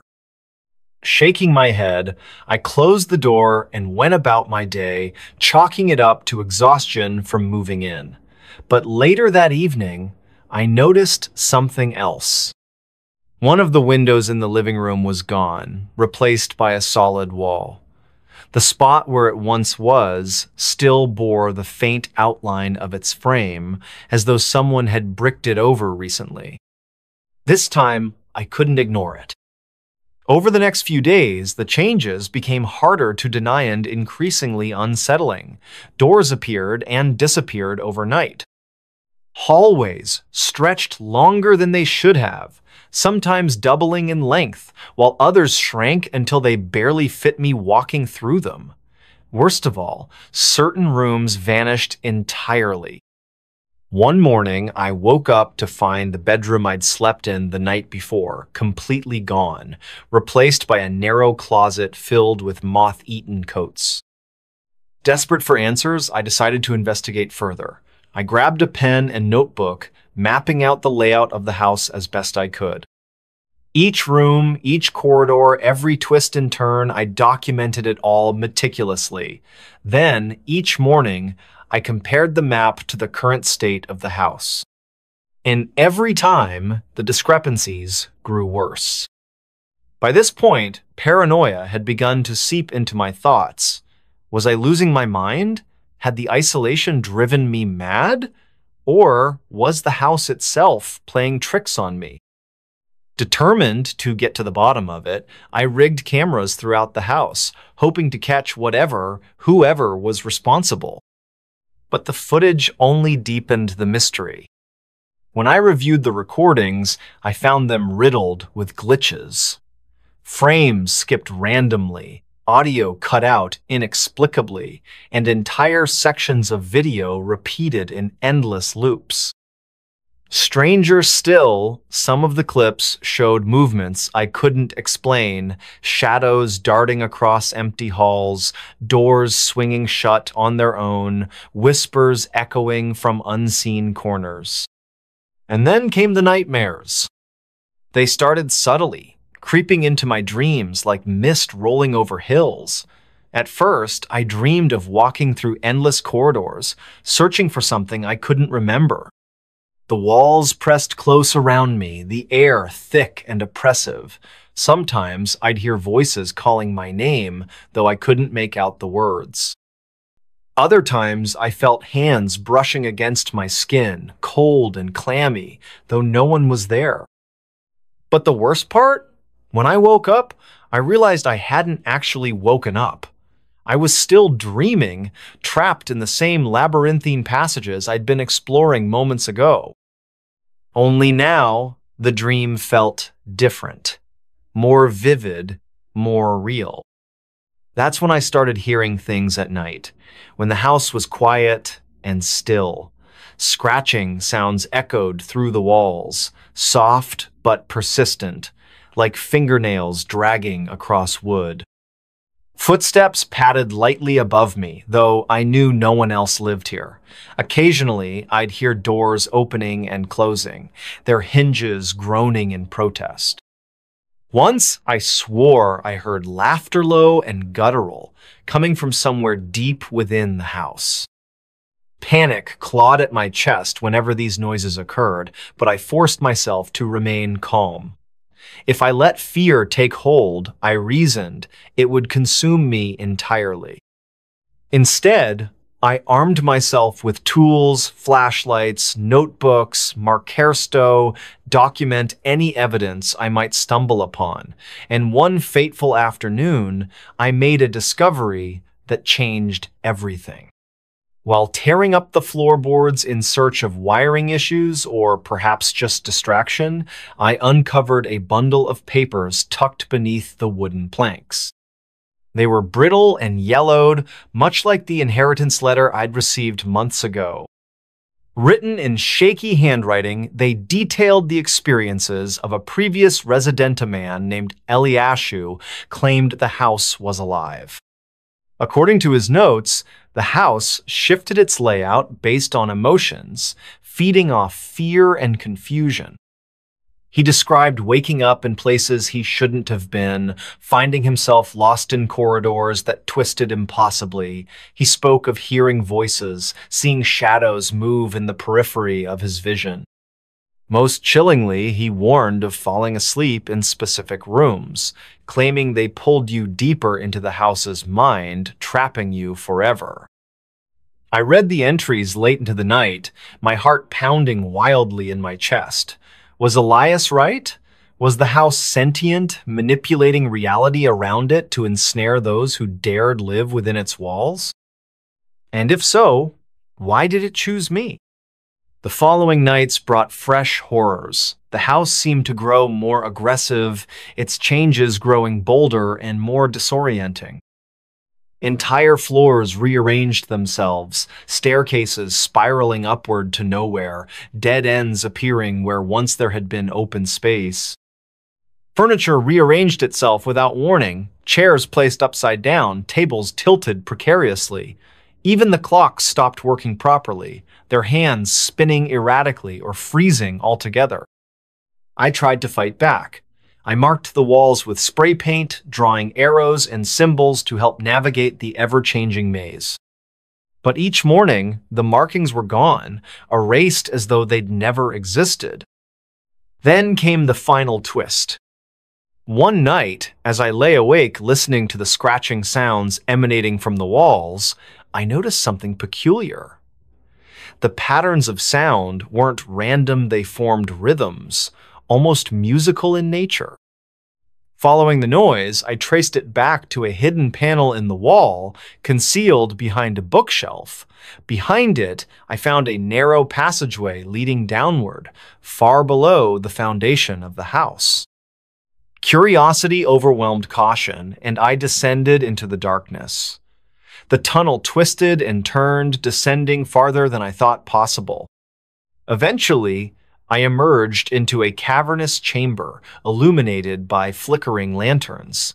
In the center stood a pedestal, upon which rested an ancient tome bound in black leather. Its pages glowed faintly, pulsating with an inner light.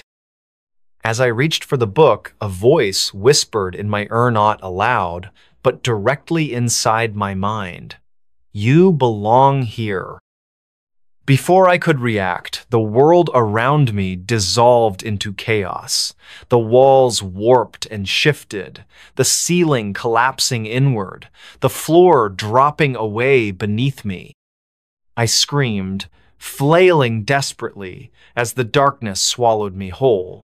Now, I don't know where I am or if I'm still alive. All I see are endless corridors stretching infinitely in every direction. The house calls to me, its voice sweet and seductive, promising peace if I simply surrender. But I can't. Not yet, because if I do, I'll never escape. Will you? Next story. Lost for 7 minutes in another dimension. The wind was calm, the air crisp with autumn's chill. I had been walking along the familiar path near my Homia shortcut through the woods that I took every evening after work. It was nothing out of the ordinary, until it happened. I remember stepping outside at exactly 6:43 p.m. My phone told me so. The screen glowed faintly as I scrolled through emails, trying to clear my mind before heading into the forest. The sun hung low on the horizon, casting long shadows across the pavement. Everything seemed normal, too normal. As I entered the wooded area, the trees closed around me like ancient sentinels guarding secrets too old to comprehend. Their branches stretched high above, forming a canopy that filtered the fading sunlight into soft, golden hues. Birds chirped softly in the distance, their melodies blending seamlessly with the rustle of leaves underfoot. It was peaceful, serene even. But then, something shifted.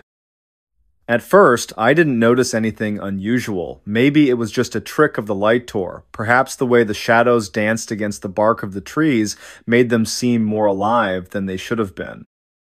Still, there was an unsettling feeling creeping up my spine, one I couldn't shake no matter how hard I tried. And then it hit me. There's this part of the trail where the ground dips slightly, creating a small incline followed by a decline. You know the kind you don't think twice about because you've walked over it hundreds of times without incident. That day, though, it wasn't different. Or maybe it was. I stepped forward, my left foot descending onto the slope, when suddenly everything went black. Not pitch black, mind you, more like gray. A suffocating, heavy shade of gray that enveloped everything around me. One moment I was walking, the next I felt myself falling not physically, but mentally. Like slipping between gears in a car, only instead of shifting smoothly, each transition jarred painfully against my consciousness. When I opened my eyes again, I wasn't where I belonged. The world before me bore little resemblance to the forest I'd known all my life. Instead of towering pines and oaks, the landscape consisted of jagged, twisted structures jutting upward from the ground like broken bones piercing flesh. These weren't buildings in the traditional sense, they looked organic yet mechanical, pulsing faintly with veins of blue-green energy coursing beneath translucent surfaces. The sky above was wrong too. No clouds marred its surface, but neither did it resemble any earthly atmosphere. It shimmered constantly, like oil spilled across water, reflecting colors that shouldn't exist.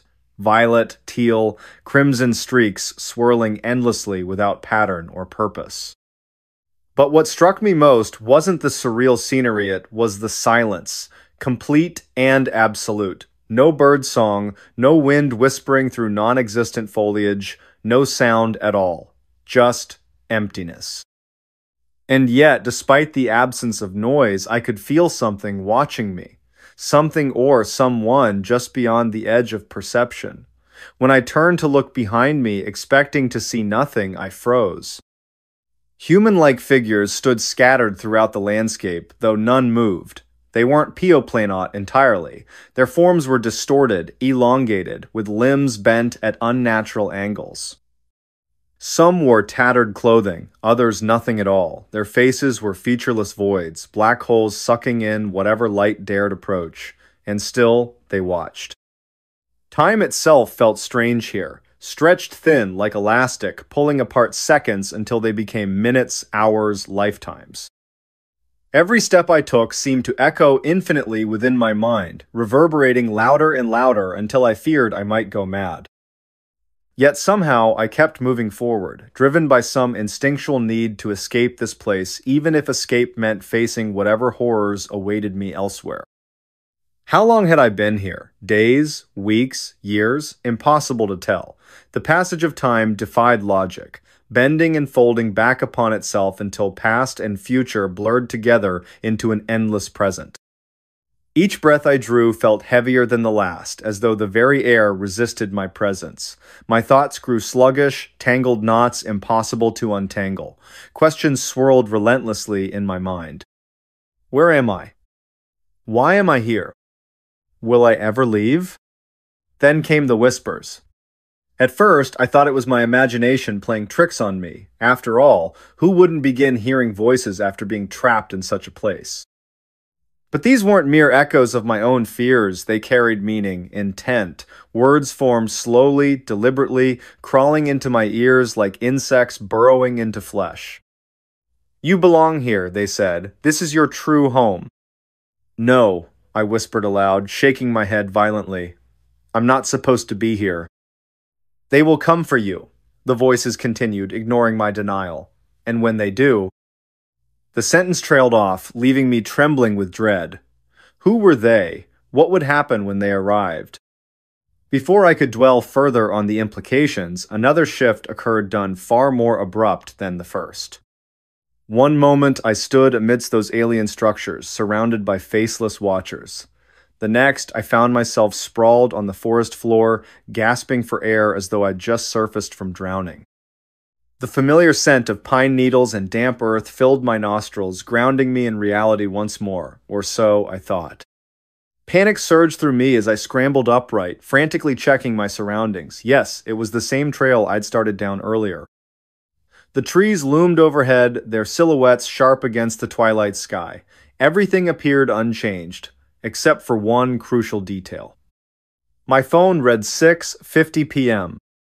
Only 7 minutes had passed since I'd begun my walk. 7 minutes, that's all. Except, I knew better. I knew I'd been gone longer. Much longer. How could I explain the impossible? How could I make sense of what I'd seen and heard? Back home, things weren't quite right. At first glance, nothing seemed amiss. My apartment remained untouched, clocks ticking steadily on the walls, yet small inconsistencies nagged at me. A photo frame hanging crookedly where it hadn't been before, a chair pulled slightly away from the dining table. Even the reflection staring back at me from the mirror felt off, slightly paler. Slightly thinner. Worse still, people acted strangely around me. Friends avoided eye contact during conversations, muttering excuses about being busy whenever I attempted to engage them. Strangers stared openly, their gazes lingering a beat too long before averting. It was as though I existed in some liminal space between worlds visible, yes, but not truly acknowledged. And then there was the sensation of being followed. Whenever I ventured outside, I caught glimpses of movement from the corner of my eye, shadows darting between parked cars, figures melting into doorways. Once, I even swore I saw one of those faceless beings standing across the street, its form flickering in and out of existence like static on a television screen. By the time I reached it, however, nothing remained save empty pavement. Desperate for answers, I began researching online. Surely, I couldn't be the only person to experience such a phenomenon. To my surprise, I discovered dozens of accounts eerily similar to mine.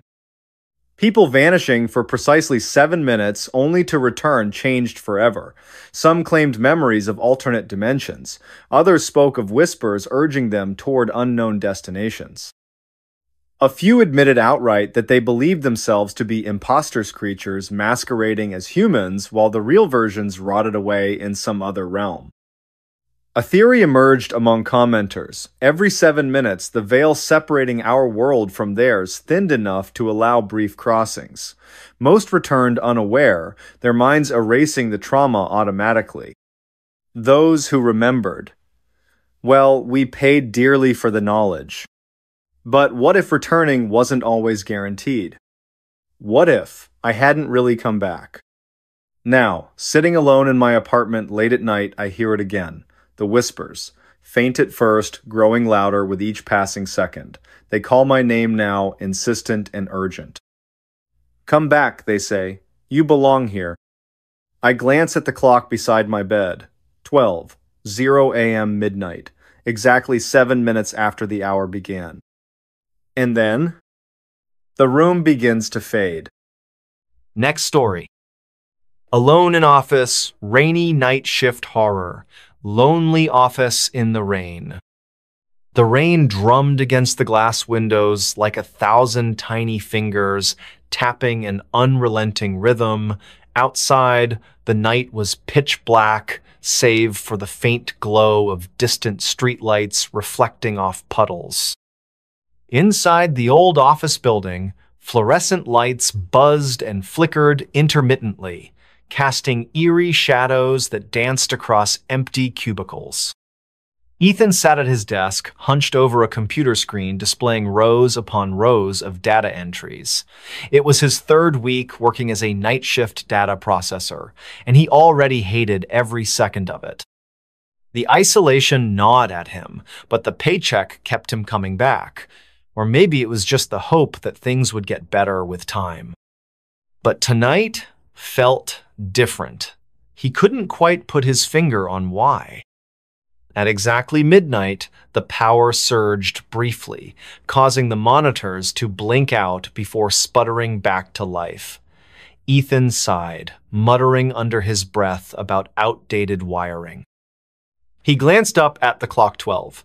3 a.m. tried to focus on the task ahead, but something about the silence pressed down on him, heavier than usual. He reached for his thermos of coffee, only to find it empty. Cursing softly, he stood up from his chair and stretched his sore muscles.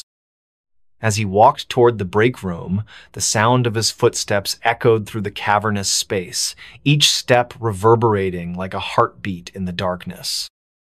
The break room was located near the far end of the floor, past several rows of abandoned cubicles. Most of them were relics from when the company had been thriving years ago, their contents long since cleared out except for a few stray papers and broken staplers. Ethan passed by one such cubicle and paused. There, on the edge of a dusty desk, lay a single piece of paper printout with no apparent source. Curiosity piqued, he picked it up.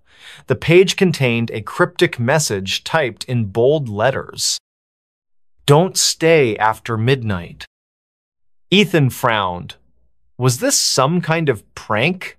He turned the paper over, searching for any clues or signatures, but there was nothing else written on it. Shrugging it off as someone's idea of humor, he crumpled the note and tossed it into the trash can beside the printer. Returning to the break room, he refilled his thermos with what little coffee remained in the pot. As he stirred in sugar, he noticed another sound of faint creaking noise coming from somewhere deeper inside the building. At first, he dismissed it as the building settling, but then it happened again, louder this time. It sounded deliberate. Shaking off the unease, Ethan decided to ignore it. After all, it was probably just the wind or pipes expanding due to the cold. Still, the hairs on the back of his neck stood on end as he made his way back to his station. When he returned, however, something was wrong. His computer screen displayed a new window he hadn't opened an email draft addressed to all staff. The subject line read, "Reunion Reminder." Beneath it, the body of the email consisted of 3 simple words. "We miss you." Ethan froze. This wasn't normal. Who could have sent this? More importantly, why did those words send chills down his spine? Before he could investigate further, the intercom crackled to life.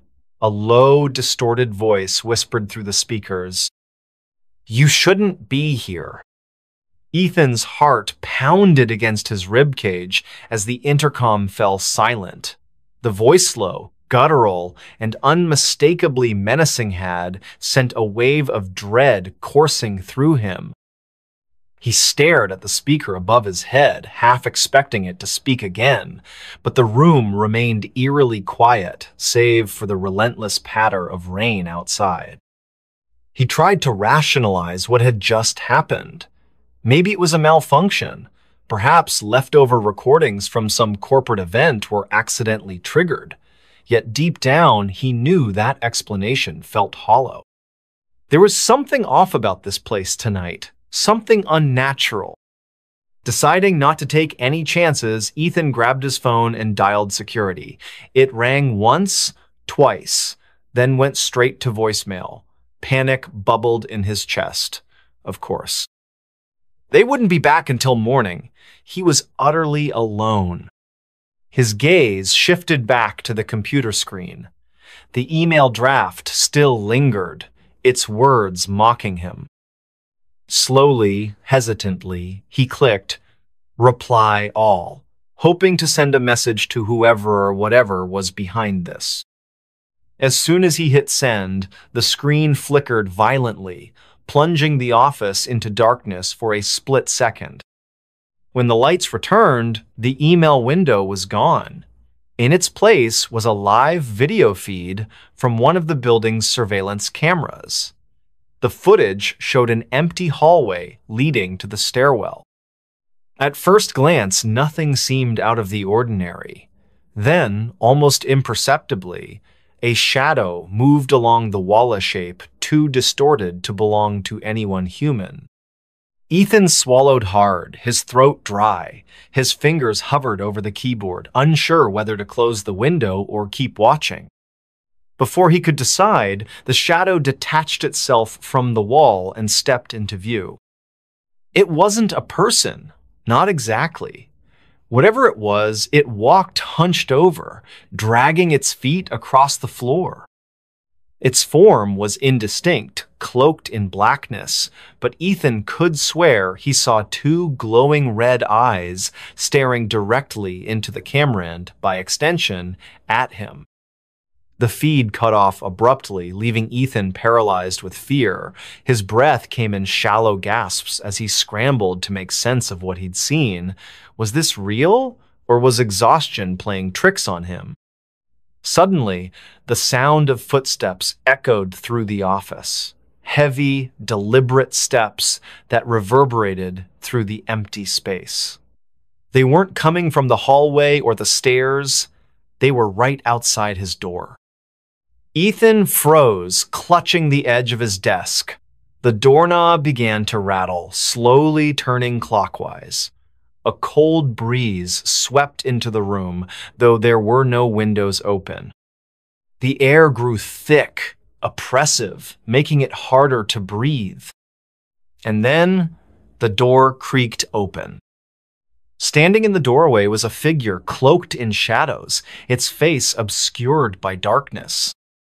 For a moment, Ethan thought it might be someone else working late, but as the figure stepped closer, he realized it couldn't possibly be alive. Its movements were jerky, unnatural, and its presence radiated pure malice. Who are you?" Ethan stammered, his voice trembling. The figure didn't respond. Instead, it raised a hand, pointing directly at him.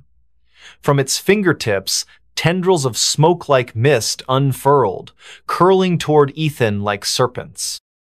He recoiled, knocking over his chair in an attempt to escape, but the mist followed, wrapping around his ankles and pulling him backward. "No, get off me!" he screamed, thrashing wildly.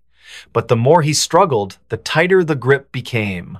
The figure loomed closer, its glowing red eyes locking onto his own. Ethan could feel its gaze piercing through him, stealing away fragments of his sanity. Just before everything went dark, he heard a whisper so faint it barely registered. "You shouldn't have stayed after midnight." Ethan woke up with a start, his body drenched in cold sweat. He was lying on the floor, his chair overturned beside him. The office lights flickered above, casting an unsettling glow over the room. For a moment, he wondered if it had all been a nightmare, cruel trick of his exhausted mind. But then he noticed something that made his blood run cold. The cryptic note he'd crumpled and thrown away earlier was now pinned to his computer monitor, unfolded, pristine, as though untouched by time. And beneath the original message, "Don't stay after midnight," was a new line scribbled in red ink. "It's too late for you." Ethan's heart raced. This wasn't a dream.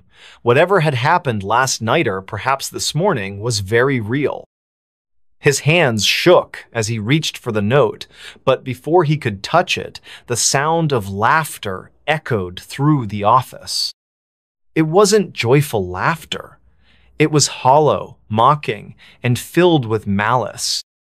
The noise seemed to come from everywhere and nowhere at the same time, bouncing off walls and twisting into shapes Ethan couldn't comprehend. He pressed himself against the corner of his desk, trying to shrink away from the unseen source. "Who's there?" he called out, his voice barely above a whisper. "Show yourself." The laughter stopped abruptly, replaced by an oppressive silence so heavy it felt like breathing underwater. Then, faintly, he heard footsteps again, this time closer, more deliberate. They weren't coming from outside the door. They were moving inside the office. Ethan turned slowly, his eyes scanning the rows of cubicles behind him. Most of them were empty, their contents long since removed. But one stood out a cubicle near the window where papers were scattered across the desk, as though someone had left in a hurry. A framed photo sat upright among the chaos, showing a group of people smiling brightly. Curiosity and perhaps a desperate need for answers drew Ethan toward the cubicle. As he approached, the photo caught his eye. The faces in the picture looked familiar, though he couldn't place why. Each person wore a badge labeled with their name: Sarah, Mike, Lisa, Jake, names etched into Ethan's memory without explanation. And then he saw the date printed at the bottom of the photo, 1987. A shiver ran down his spine. Something about that year sent warning bells ringing in his mind. Before he could process it further, the intercom crackled to life once more. This time, instead of whispers or distorted voices, Ethan heard distinct words spoken clearly. "They're waiting for you." "Who? Who's waiting?" Ethan demanded, his voice cracking. There was no answer, only static, followed by a deep, guttural growl that seemed to emanate from every corner of the room. The air grew colder, frost forming on the edges of the windows despite the lack of ventilation. Then, one by one, the lights went out. Total darkness enveloped the office, broken only by the faint glow of the emergency exit sign. Ethan fumbled for his phone, using its flashlight to guide his steps. He needed to get out now. But as he backed toward the door, he realized it wouldn't budge. Someone or something had locked him in. Panic surged through him, but he forced himself to stay calm. If there was a way out, he had to find it. That's when he noticed movement in the shadows. Shapes emerged from the darkness, humanoid yet warped, their forms shifting and contorting unnaturally. Their glowing red eyes locked onto his, unblinking and merciless. "You shouldn't have stayed," one of them whispered, its voice layered with echoes. Ethan stumbled backward, tripping over debris until he found himself back at his desk. Desperation clawed at him as he searched for anything that might help him fight or survive. His fingers brushed against something metallic, a letter opener left behind by a previous occupant. Armed with the makeshift weapon, Ethan faced the advancing figures. They moved slowly, deliberately, as though savoring his terror. One of them stepped forward, its form solidifying into the shape of a woman. Her face was pale, her hair matted with blood, and her mouth stretched impossibly wide in a grotesque grin. "Join us," she hissed, extending a hand. "No!" Ethan shouted, lunging forward with the letter opener. The blade struck true, embedding itself in her shoulder. She screamed a high-pitched, ear-splitting sound that reverberated through the office, but instead of retreating, she dissolved into smoke, leaving behind nothing but ash. Encouraged by his success, Ethan attacked the others, swinging wildly with the letter opener. Each strike sent them scattering into mist, but more kept appearing, their numbers growing with each passing second. It was like fighting ghosts, because that's exactly what they were. As dawn broke and sunlight streamed through the windows, Ethan collapsed to his knees, utterly spent. The figures vanished with the first rays of light, leaving him alone in the now quiet office. But even as relief washed over him, he knew he hadn't truly escaped. Somewhere in the depths of the building, the reunion awaited. And next time, he might not be so lucky. Ethan staggered out of the office building as the first light of dawn painted the sky in hues of orange and pink. His body ached, his mind reeling from the events of the night. He had survived, but at what cost? The figures may have vanished with the sunrise, but their promises lingered in his thoughts like venomous whispers. As he reached his car, Ethan noticed something wedged beneath the windshield wiper, a manila folder marked with the words, "Confidential, do not open." His heart sank. Against every instinct screaming at him to leave it alone, he opened the folder. Inside were documents detailing the tragic history of the company.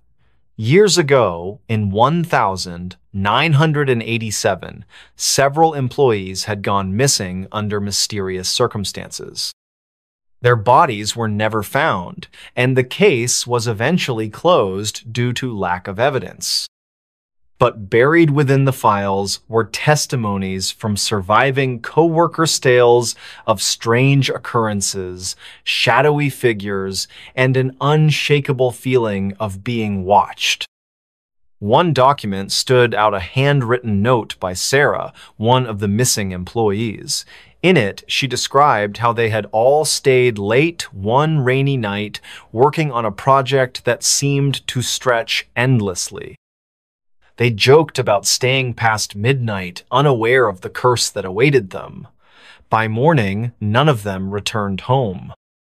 Ethan clutched the folder tightly, his hands trembling. He realized now why the photo had felt so familiar. It was a warning.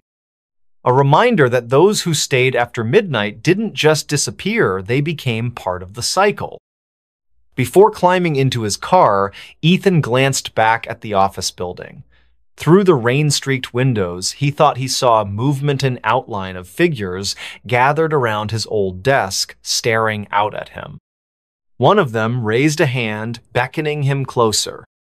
With a scream, Ethan slammed the door shut and sped away, leaving the building and its secrets far behind. But deep down, he knew he couldn't escape forever. The reunion wasn't over. It had only begun. Months later, another night shift worker took Ethan's place. On their very first night, they received a cryptic email draft addressed to all staff. The subject line read, "Reunion Reminder." Beneath it, 3 simple words echoed through the empty office. "We miss you." And so, the cycle continued. Next story. Trapped in the looping highway. The drive begins. It was supposed to be a simple road trip. Nothing more than a late-night drive through rural highways to clear our heads. Me, Jake, and Sarah, three friends who had been inseparable since high school. We'd done countless road trips before, but this one felt different from the start, though I couldn't put my finger on why. We left at around midnight when the world seemed quieter, like it held its breath, waiting for something or someone to wake it up. The air was crisp, carrying with it that faint metallic scent you only get after a summer storm. It wasn't raining now, but the clouds were thick enough to block out most of the stars. Just a sliver of moonlight spilled onto the asphalt ahead of us, lighting up the winding path of Route 47. Jake was behind the wheel, humming along to some old rock station he loved so much. Sarah sat in the back seat, scrolling aimlessly through her phone, probably checking social media for the 100th time that day. And me? I was riding shotgun, staring out the window at the endless rows of trees lining either side of the highway. They loomed over us, their shadows stretching long across the road as if trying to reach into our car. "Man," Jake said after a while, breaking the silence, "this place feels kind of creepy." "What do you mean?" Sarah asked, finally looking up from her phone. "I don't know," Jake shrugged, glancing briefly at me. "Just the way these woods look, like they're watching us or something." I laughed nervously, brushing off his comment. "You've been watching too many horror movies again, Jakes." He grinned, clearly pleased with himself for planting the seed of unease in all of us, but deep down I couldn't shake the feeling that maybe he wasn't entirely wrong. At first, everything seemed normal. The hours ticked by slowly, marked by the occasional gas station pit stop and bursts of laughter whenever Jake told one of his ridiculous jokes. But then, things started to feel off. It began with the landmarks. We passed a rusted-out barn with peeling red paint, its roof half collapsed under years of neglect. There was also an abandoned gas station tucked between two massive oak trees, its neon sign flickering weakly even though no one had worked there in decades. Both places looked familiar not because we'd seen them earlier in the night, but because they reminded me of photos I'd once scrolled past online. Rural decay captured in grainy black and white images. But then we drove past them again. My stomach dropped.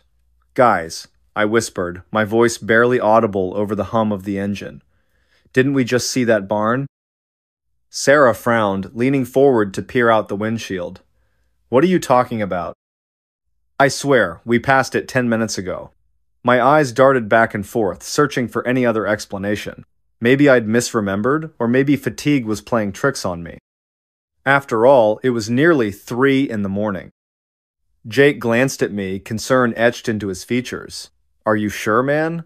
Maybe it's just another barn that looks similar." And yet, as we continued driving, the pattern repeated itself. The same twisted tree jutting out of the ground like a gnarled hand reaching for the sky. The same billboard advertising a diner we never stopped at. Even the exact spot where a deer had frozen in headlights before bolting into the woodsit happened twice, almost perfectly synchronized. Something was wrong. Terribly, horribly wrong. The next sign came from technology. First, the GPS. Jake had plugged in coordinates for a small town we planned to visit later in the morning. At least, that's what he thought he did. Because every time he tried recalculating the route, the screen would freeze, displaying the words "Destination Unreachable" in bold red letters. No matter how many times he restarted the app or toggled settings, nothing changed. Then there was the radio. It started looping the same sanga, haunting melodies sung by a voice that sounded both ancient and eerily familiar, over and over again. Each repetition felt louder, closer, as if the music were coming from somewhere inside the car rather than the speakers themselves. When Jake finally turned it off, the eerie silence that followed was almost worse. Time refused to progress. Our watches stopped working simultaneously. Phones lost signal entirely, showing blank screens instead of the usual no service message. Even the dashboard clock remained stuck at 2:37 a.m., blinking endlessly like a broken digital alarm clock. That's when panic set in. Tensions flared quickly. What had started as playful banter devolved into shouting matches fueled by exhaustion and fear. "It's not my fault," Jake snapped, slamming his fists against the steering wheel. "I didn't program this thing. How am I supposed to fix it?" "You should have brought paper maps," Sarah shot back, tears streaming down her face. She hadn't cried during any of our previous adventures, but tonight she looked utterly defeated. "Why didn't you listen to me? Why didn't anyone listen?" I wanted to intervene, to calm them both down, but words failed me. Instead, I stared out the window, hoping against hope that the landscape would change. That we'd stumble upon an exit leading to safety, but no such luck. Hours or perhaps mere moments passed in silence. The only sounds were the tires crunching against gravel and the faint whistling of wind slipping through cracks in the windows. Every mile marker read the same number. Mile 187, over and over again. Fatigue crept in relentlessly. My eyelids grew heavy, but sleep refused to claim me. Every time I closed my eyes, visions of the looping highway played behind them, endless and suffocating. And then, we saw it. A figure standing on the shoulder of the road, silhouetted against the dim glow of our headlights. A manner, at least, something resembling a man dressed in tattered clothing that fluttered unnaturally in the breeze. His face was obscured by shadow, but his posture radiated malice. "Stop the car!" Sarah screamed, gripping the seat in front of her so tightly her knuckles turned white. Jake slammed on the brakes, sending us skidding to a halt mere feet away from the stranger. For a moment, none of us dared move. Then, slowly, Jake rolled down the window. "Can we help you?" he called out, his voice trembling despite his best efforts to sound brave. The figure tilted its head slightly, as if considering whether to respond. Then it spoke in a voice that echoed like thunder, reverberating through the car and rattling our bones. "You shouldn't have come here," it said, each word dripping with menace. "Turn back while you still can." Before anyone could reply, the figure vanished without a trace, leaving behind only the faint smell of burnt rubber. Realization dawned on us all at once. We weren't merely lost, we were trapped in a loop, a time-space anomaly that defied logic and reason. No matter which direction we turned, no matter how fast we drove, we always ended up right where we started. Exits appeared and disappeared inexplicably. One moment, a clear signpost reading Exit 56 would guide us towards salvation. The next, it would dissolve into thin air, replaced by empty fields stretching endlessly in every direction. Desperation clawed at us. We argued, cried, begged for deliverance, but the highway gave nothing in return. Only emptiness, only repetition. As days, or perhaps centuries blurred together, strange thoughts began creeping into my mind. What if this wasn't real? What if we were already dead, reliving the final moments of our lives over and over again? Or worse, what if we were being punished for sins we couldn't remember committing? One evening, was it morning? We spotted a car ahead of us. Identical to ours in make and model, it moved parallel to ours, keeping pace effortlessly. Inside sat figures identical to ourselves, Jake, Sarah, and me, except their expressions were vacant, hollow, devoid of life. "They're us," Sarah whispered, clutching her knees to her chest. "They're what we'll become if we don't escape." But escape proved impossible. No matter how hard we tried, the car refused to leave the highway. Its wheels spun endlessly, propelling us forward yet never allowing us to advance. And then we escaped. Or so we thought. When we finally pulled off the highway, the world outside felt alien. Buildings crumbled, weeds choked sidewalks, and people walked stiffly, their faces pale and gaunt. A newspaper headline caught my eye. "Local teens disappear on mysterious highway. Last seen 3 years ago." 3 years? Impossible. Yet the date matched today's reality, or what passed for reality now. Relief washed over us briefly, but it was short-lived. As we stood outside the car, catching our breath, I noticed something unsettling. The same rusted-out barn we'd seen countless times on the highway loomed in the distance, its silhouette unmistakable. "No," I muttered, my voice trembling. "Not again." For a split second, I considered running, but then I realized it wouldn't matter. The loop had claimed us, and it wasn't finished yet. So here I sit, writing this account, unsure if anyone will ever find it, unsure if I'm even real anymore. Because sometimes, the highway calls you back. And when it does, there's no turning away. Is anyone still listening? Next story. The day everyone vanished from a mall. It started like any other Saturday, or so I thought. You know how it goes, weekends are for errands, catching up on chores, maybe grabbing lunch with friends if you're lucky. For me though, weekends usually meant running errands alone. That's just life when you're an adult, right? Responsibilities pile up faster than you can say coupon. So there I was, standing in front of my car, keys jingling in hand, mentally ticking off my to-do list. First stop, the grocery store. Second stop, the mall. Why the mall? Well, because sometimes even adults need new socks, and maybe some snacks from the food court while I'm at it. It wasn't anything special, just another trip to pick up a few things before heading home to collapse onto the couch. I pulled into the parking lot around noon. The sun was shining, casting long shadows across the pavement. Cars were lined up neatly in their designated spots, shoppers bustling between them with bags swinging from their arms. Everything seemed perfectly normal, too normal, almost. As I stepped out of my car and locked the doors behind me, I couldn't help but notice something odd, a faint hum in the air, not loud enough to be distracting, but noticeable enough to make me pause. My phone buzzed in my pocket, breaking the momentary silence. I glanced down at the screen. It was just a spam message offering a free trial subscription to something I didn't care about. I sighed, deleted it, and shoved the phone back into my pocket. Inside the mall, everything felt familiar yet strangely distant. The chatter of voices echoed through the halls, blending together into a comforting background noise. Kids ran past me, laughing as they chased each other through the crowd. Parents called after them, voices strained but not angry. Vendors hawked their wares, shouting deals that no one really needed but everyone pretended to consider. It was all so ordinary until it wasn't. At first, it was subtle, almost imperceptible. I was walking toward the shoe store when I noticed the absence of sound. One moment, the hallways were alive with conversation and footsteps. The next, everything went quiet. Dead quiet. Like someone had pressed mute on the world. My heart skipped a beat. I stopped in my tracks, turning slowly to look around.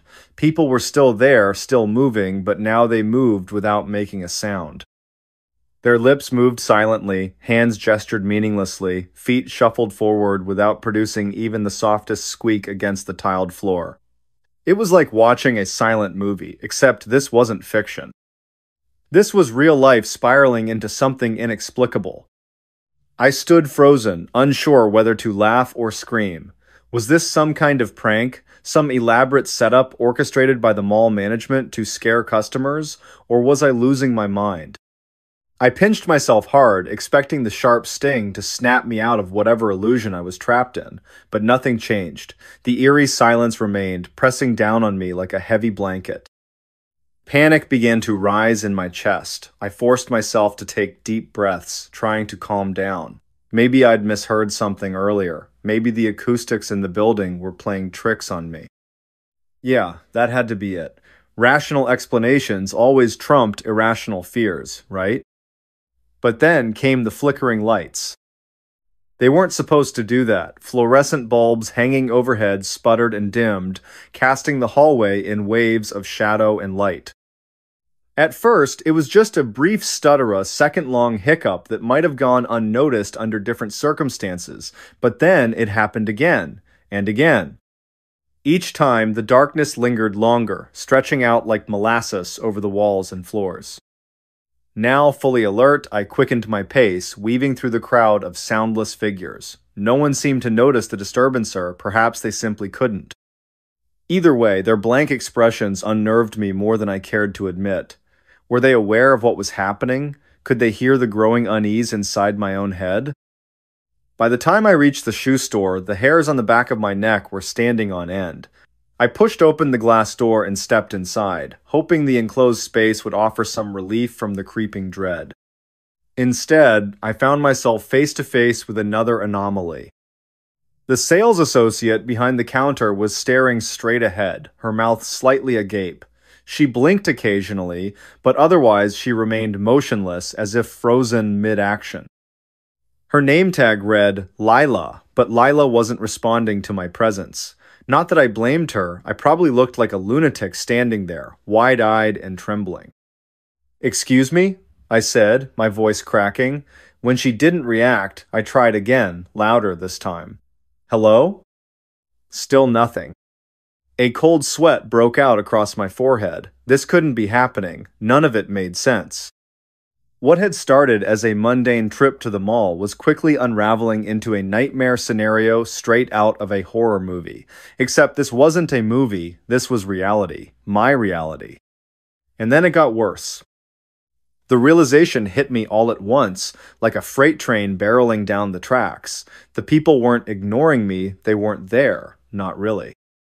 They existed only as echoes of themselves, remnants of the world I once knew, and they were disappearing, one by one, leaving me alone in a sea of emptiness.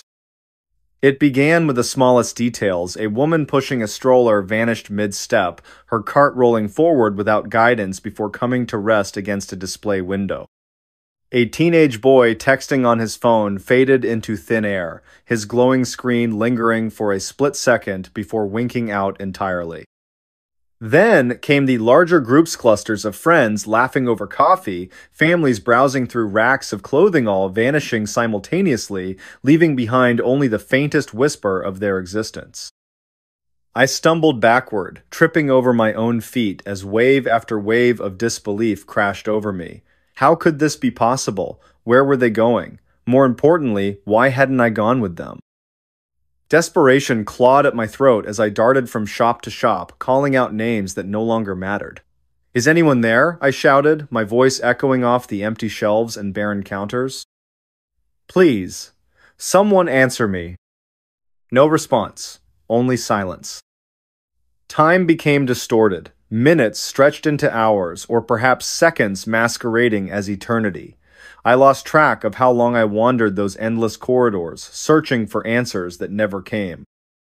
The fluorescent lights continued their erratic dance, plunging entire sections of the mall into shadow before illuminating them once more. Shadows shifted unnaturally, stretching far beyond where they should have ended.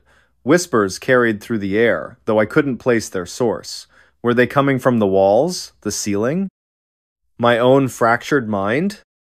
In the midst of this chaos, I discovered something that chilled me to the bone. Footprints. Fresh footprints leading away from the main entrance and deeper into the labyrinthine complex.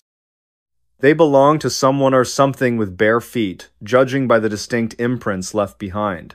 Following them became an obsession, a lifeline tethering me to sanity in a world gone mad.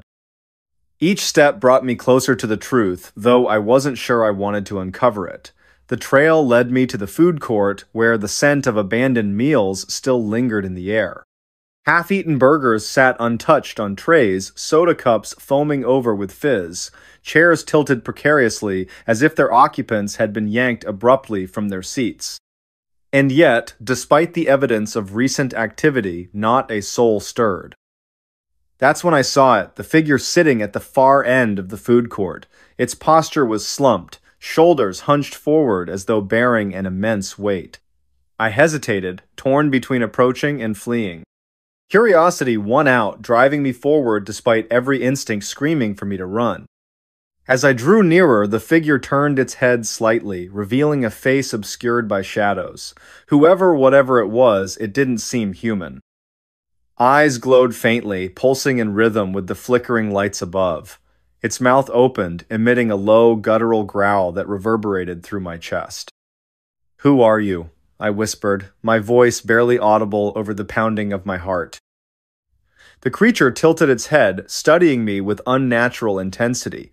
Then, without warning, it pointed a bony finger directly at me. "You shouldn't be here," it rasped, its voice gravelly and distorted. What do you mean? I demanded, taking an involuntary step backward. Where is everyone else? The creature chuckled a sound both hollow and menacing. Gone, all gone. Before I could press further, the ground beneath us trembled violently. Tables overturned, dishes shattered, and the air filled with a deafening roar. The creature disappeared in a flash of light, leaving me alone amidst the wreckage. When I came to, I was back at the entrance of the mall. The bright sunlight streaming through the windows told me it was still daytime, though how much time had passed since the incident was anyone's guess. Confusion overwhelmed me as I stared at the rows of cars parked outside, wondering if I'd imagined the entire ordeal. But then I noticed the date displayed on my phone. It was yesterday's date, yesterday. A chill ran down my spine as the implications sank in. Had I been caught in some sort of temporal anomaly? Was the mall somehow outside the flow of normal time? And if so, why was I spared while everyone else vanished? Over the following days, I returned to the mall repeatedly, hoping to find answers.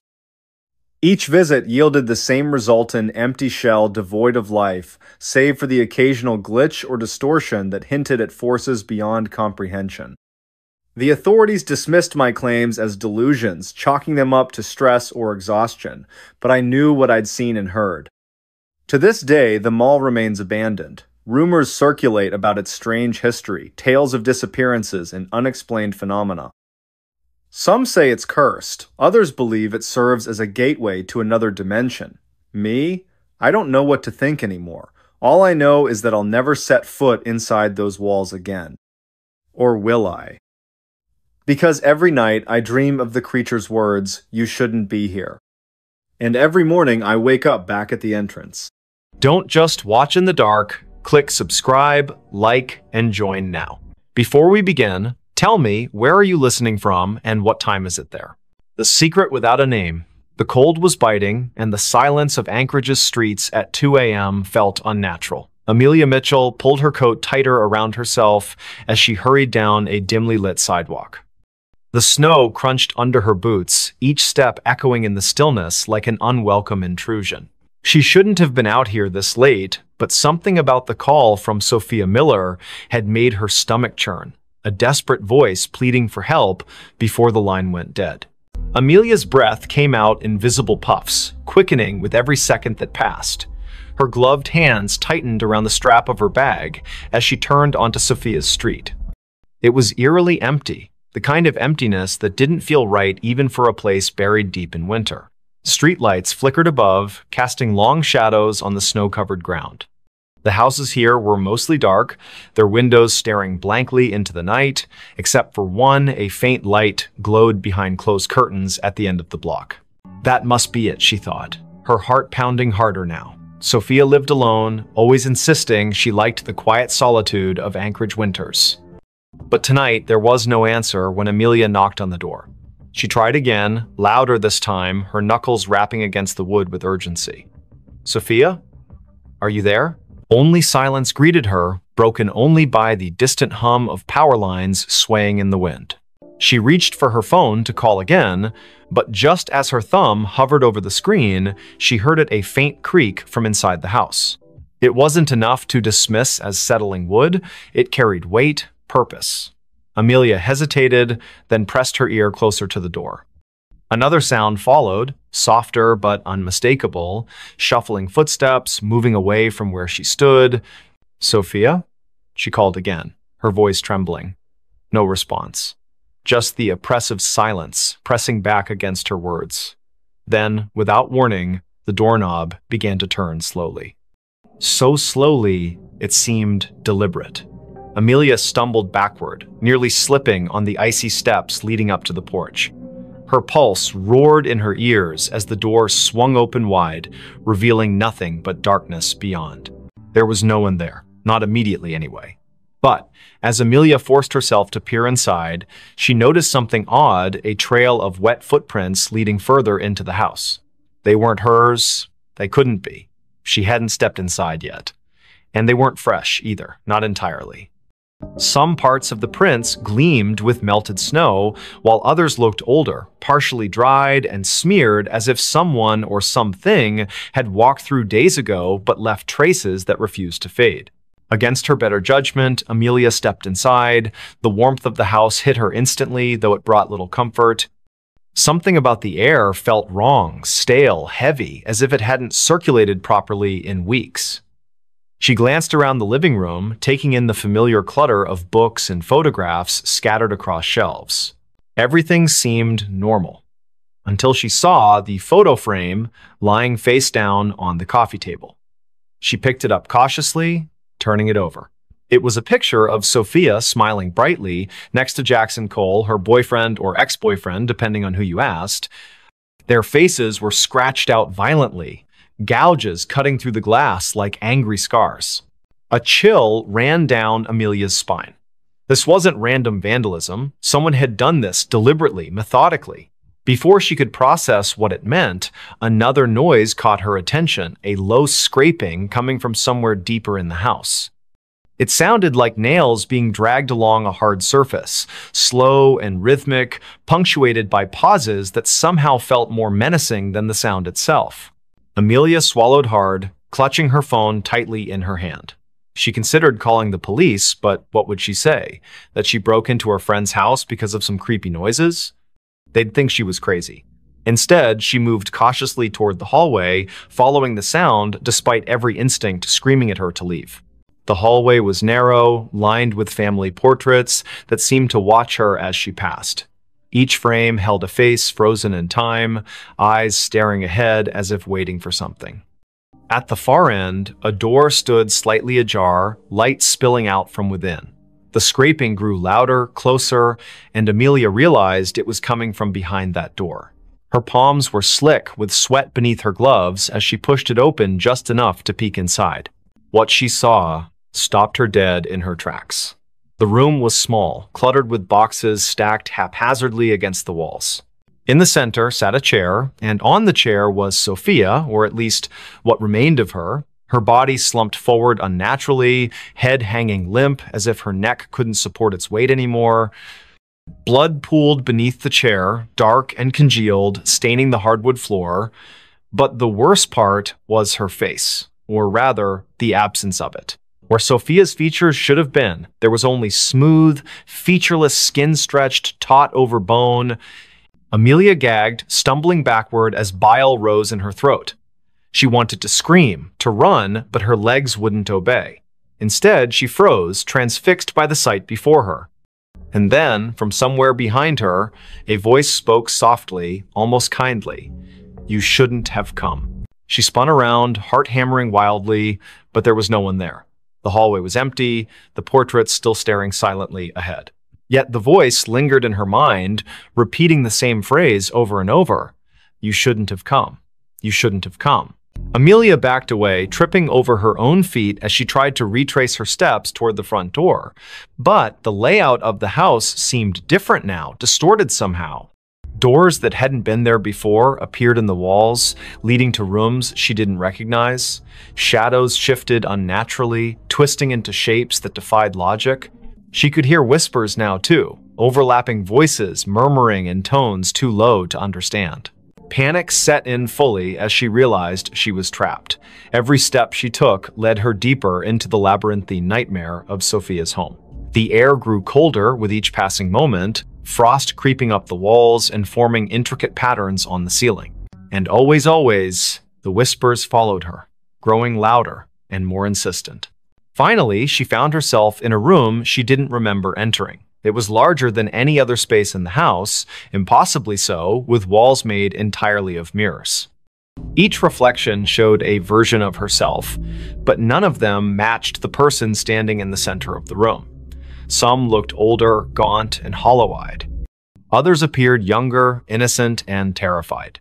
One reflection wasn't even human. It was a twisted, monstrous figure with elongated limbs and a mouth full of jagged teeth. Before she could react, the reflections began to move independently, stepping out of the mirrors and surrounding her. Their movements were jerky, unnatural, and they all spoke in unison, their voices blending into a single cacophony.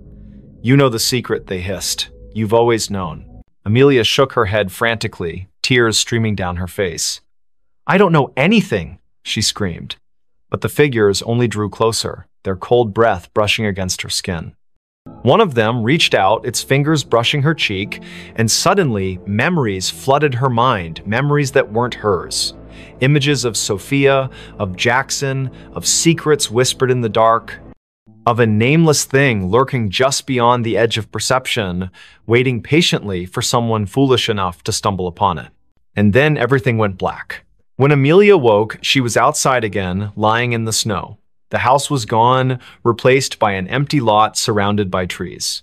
Her phone buzzed in her pocket, and she fumbled to retrieve it, hoping desperately for some explanation. There was a text message from an unknown number containing only 3 words: "Tell no one." She stared at the screen, her hands shaking uncontrollably. Somewhere in the distance, she heard laughter, soft, childlike, and utterly devoid of joy. Bell Witch haunted our house. It was a quiet evening in the small town of Adams, Tennessee, where the air carried the faint scent of pine and damp earth.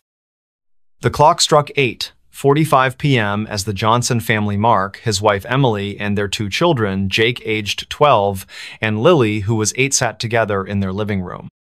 The house, an old Victorian-style building with creaky wooden floors and high ceilings, had been in Mark's family for generations. Its walls whispered secrets of the past, but none more chilling than what would soon unfold within its ancient halls. The night began innocently enough. Mark read aloud from a book while Emily knitted by the fireplace, her needles clicking softly against the backdrop of crackling flames.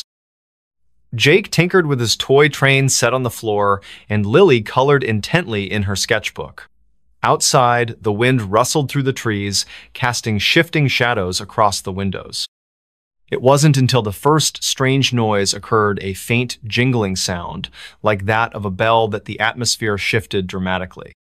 "What was that?" Lily asked, looking up sharply from her coloring. Her wide eyes darted toward the corner of the room, though nothing appeared out of place. "It's probably just the wind," Mark replied, forcing a reassuring smile despite the unease creeping into his voice. But the jingling continued, growing louder and more persistent. There were no bells in the house, nor any source that could explain the eerie sound. As it echoed through the room, each chime seemed to resonate deep within their bones, sending shivers down their spines. Emily dropped her knitting, rising quickly to investigate. She moved cautiously toward the window, peering outside into the darkness. Beyond the yard stretched a dense forest, its towering trees swaying gently in the breeze. At first glance, nothing seemed amiss.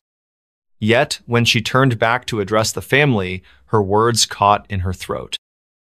Hovering just above the mantel of the fireplace was the unmistakable outline of a spectral figure, a woman cloaked in white, her face obscured by long, flowing hair. "Get away from me," Emily shouted, her voice trembling as panic surged through her body. The apparition vanished instantly, leaving behind only the lingering chill of its presence. But the jingling persisted, now accompanied by other unsettling sounds: footsteps pacing overhead, doors creaking open and shut, and whispers that filled the air like phantom voices. That night, sleep eluded the Johnsons. Huddled together in the master bedroom, they listened helplessly as the haunting grew increasingly aggressive. Objects moved on their own accord, drawers opening and slamming shut seemingly without cause. The bed shook violently beneath them, though no earthquake or storm accounted for the disturbance. And then came the most terrifying sound of a low, guttural growl emanating from the shadows, followed by laughter that sounded both childlike and menacing at the same time. Days passed, each one bringing new horrors. The family documented every incident, hoping to find some rational explanation for what plagued them. They consulted local historians, learning about the infamous Bell Witch legend, a malevolent spirit said to have tormented the Bell family in the early 19th century before vanishing into folklore. Some claimed the witch still roamed the countryside, seeking vengeance against those who dared disturb her resting place. Others dismissed the stories as mere superstition. Regardless, the parallels between the Bell Witch case and their own experiences were undeniable. Desperate for answers, the Johnsons reached out to paranormal investigators, inviting them into their home to conduct a thorough examination. Cameras and recording equipment captured phenomena beyond human comprehension: cold spots forming inexplicably, voices speaking in languages neither the family nor the investigators understood, and even physical manifestations of the entity itself. One particularly harrowing moment occurred during a seance when the table levitated briefly before crashing to the ground, splintering into pieces. Through it all, the Bell Witcher, whatever force masqueraded as her, seemed fixated on Lily. She became the target of its wrath, experiencing nightmares so vivid they left her screaming awake in terror. During one such episode, Lily described seeing a pair of glowing red eyes staring at her from the darkness, accompanied by the sensation of icy fingers brushing against her skin. When she awoke, her blanket bore scratch marks identical to those of clawed hands. As weeks turned into months, the family's lives unraveled further. Mark lost his job due to frequent absences caused by the disturbances, and Emily withdrew into herself, consumed by grief and exhaustion. Jake began acting out, lashing out at his parents and sister in frustration. Only Lily remained eerily calm, often speaking of the lady as if she were an old friend rather than a terrifying specter. This unnerved the others even more, raising questions about whether Lily possessed some form of connection to the entity. Eventually, the strain became unbearable. With nowhere else to turn, the Johnsons sought refuge in a nearby motel, abandoning their ancestral home to the mercy of the Bell Witch. For a time, peace returned to their lives. They relocated to another state, starting anew under assumed names, determined to leave the nightmare behind.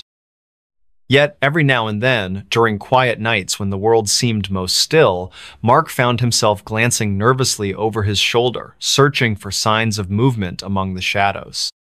Years later, the Johnsons rarely spoke of their ordeal. Though grateful for their escape, they couldn't shake the feeling that the Bell Witch hadn't truly let go.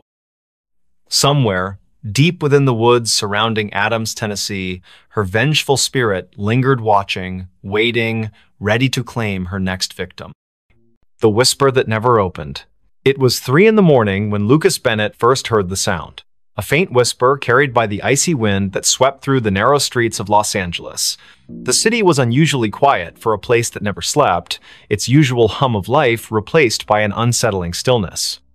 Frost clung to the palm trees lining the sidewalks, their leaves glistening under the dim streetlights. Lucas had been walking home from his late shift at the diner when he noticed it, the whispering that seemed to follow him wherever he went. He pulled his jacket tighter around himself, trying to shake off the chill that wasn't entirely from the cold. The whisper grew louder as he passed an alleyway between 2 old brick buildings. It sounded like words, but nothing coherent, just fragments of syllables that danced at the edge of understanding. His pace quickened, boots crunching against the frost-covered pavement. He told himself it was just the wind playing tricks on him. But deep down, he knew better. Olivia Turner lived in apartment 3B of the building where Lucas rented his studio. She had moved in 6 months ago, and they had exchanged polite greetings in the hallway occasionally. But tonight, when Lucas finally reached his floor, he found her standing outside her door, her face pale and drawn. Her hands trembled as she fumbled with her keys, dropping them twice before managing to unlock the door. Something about her demeanor made Lucas pause. "Everything okay?" he asked, his voice softer than intended. Olivia glanced at him, her eyes wide with something he couldn't quite place: fear? Exhaustion? Both? She hesitated before answering, I keep hearing things." Her voice cracked slightly. "Voices. Whispers. I thought maybe it was just my imagination." She trailed off, looking past him into the dark hallway. Lucas felt a chill run down his spine. He had heard those whispers too. Without thinking, he said, "Me too. Tonight. Outside." Olivia's expression shifted from fear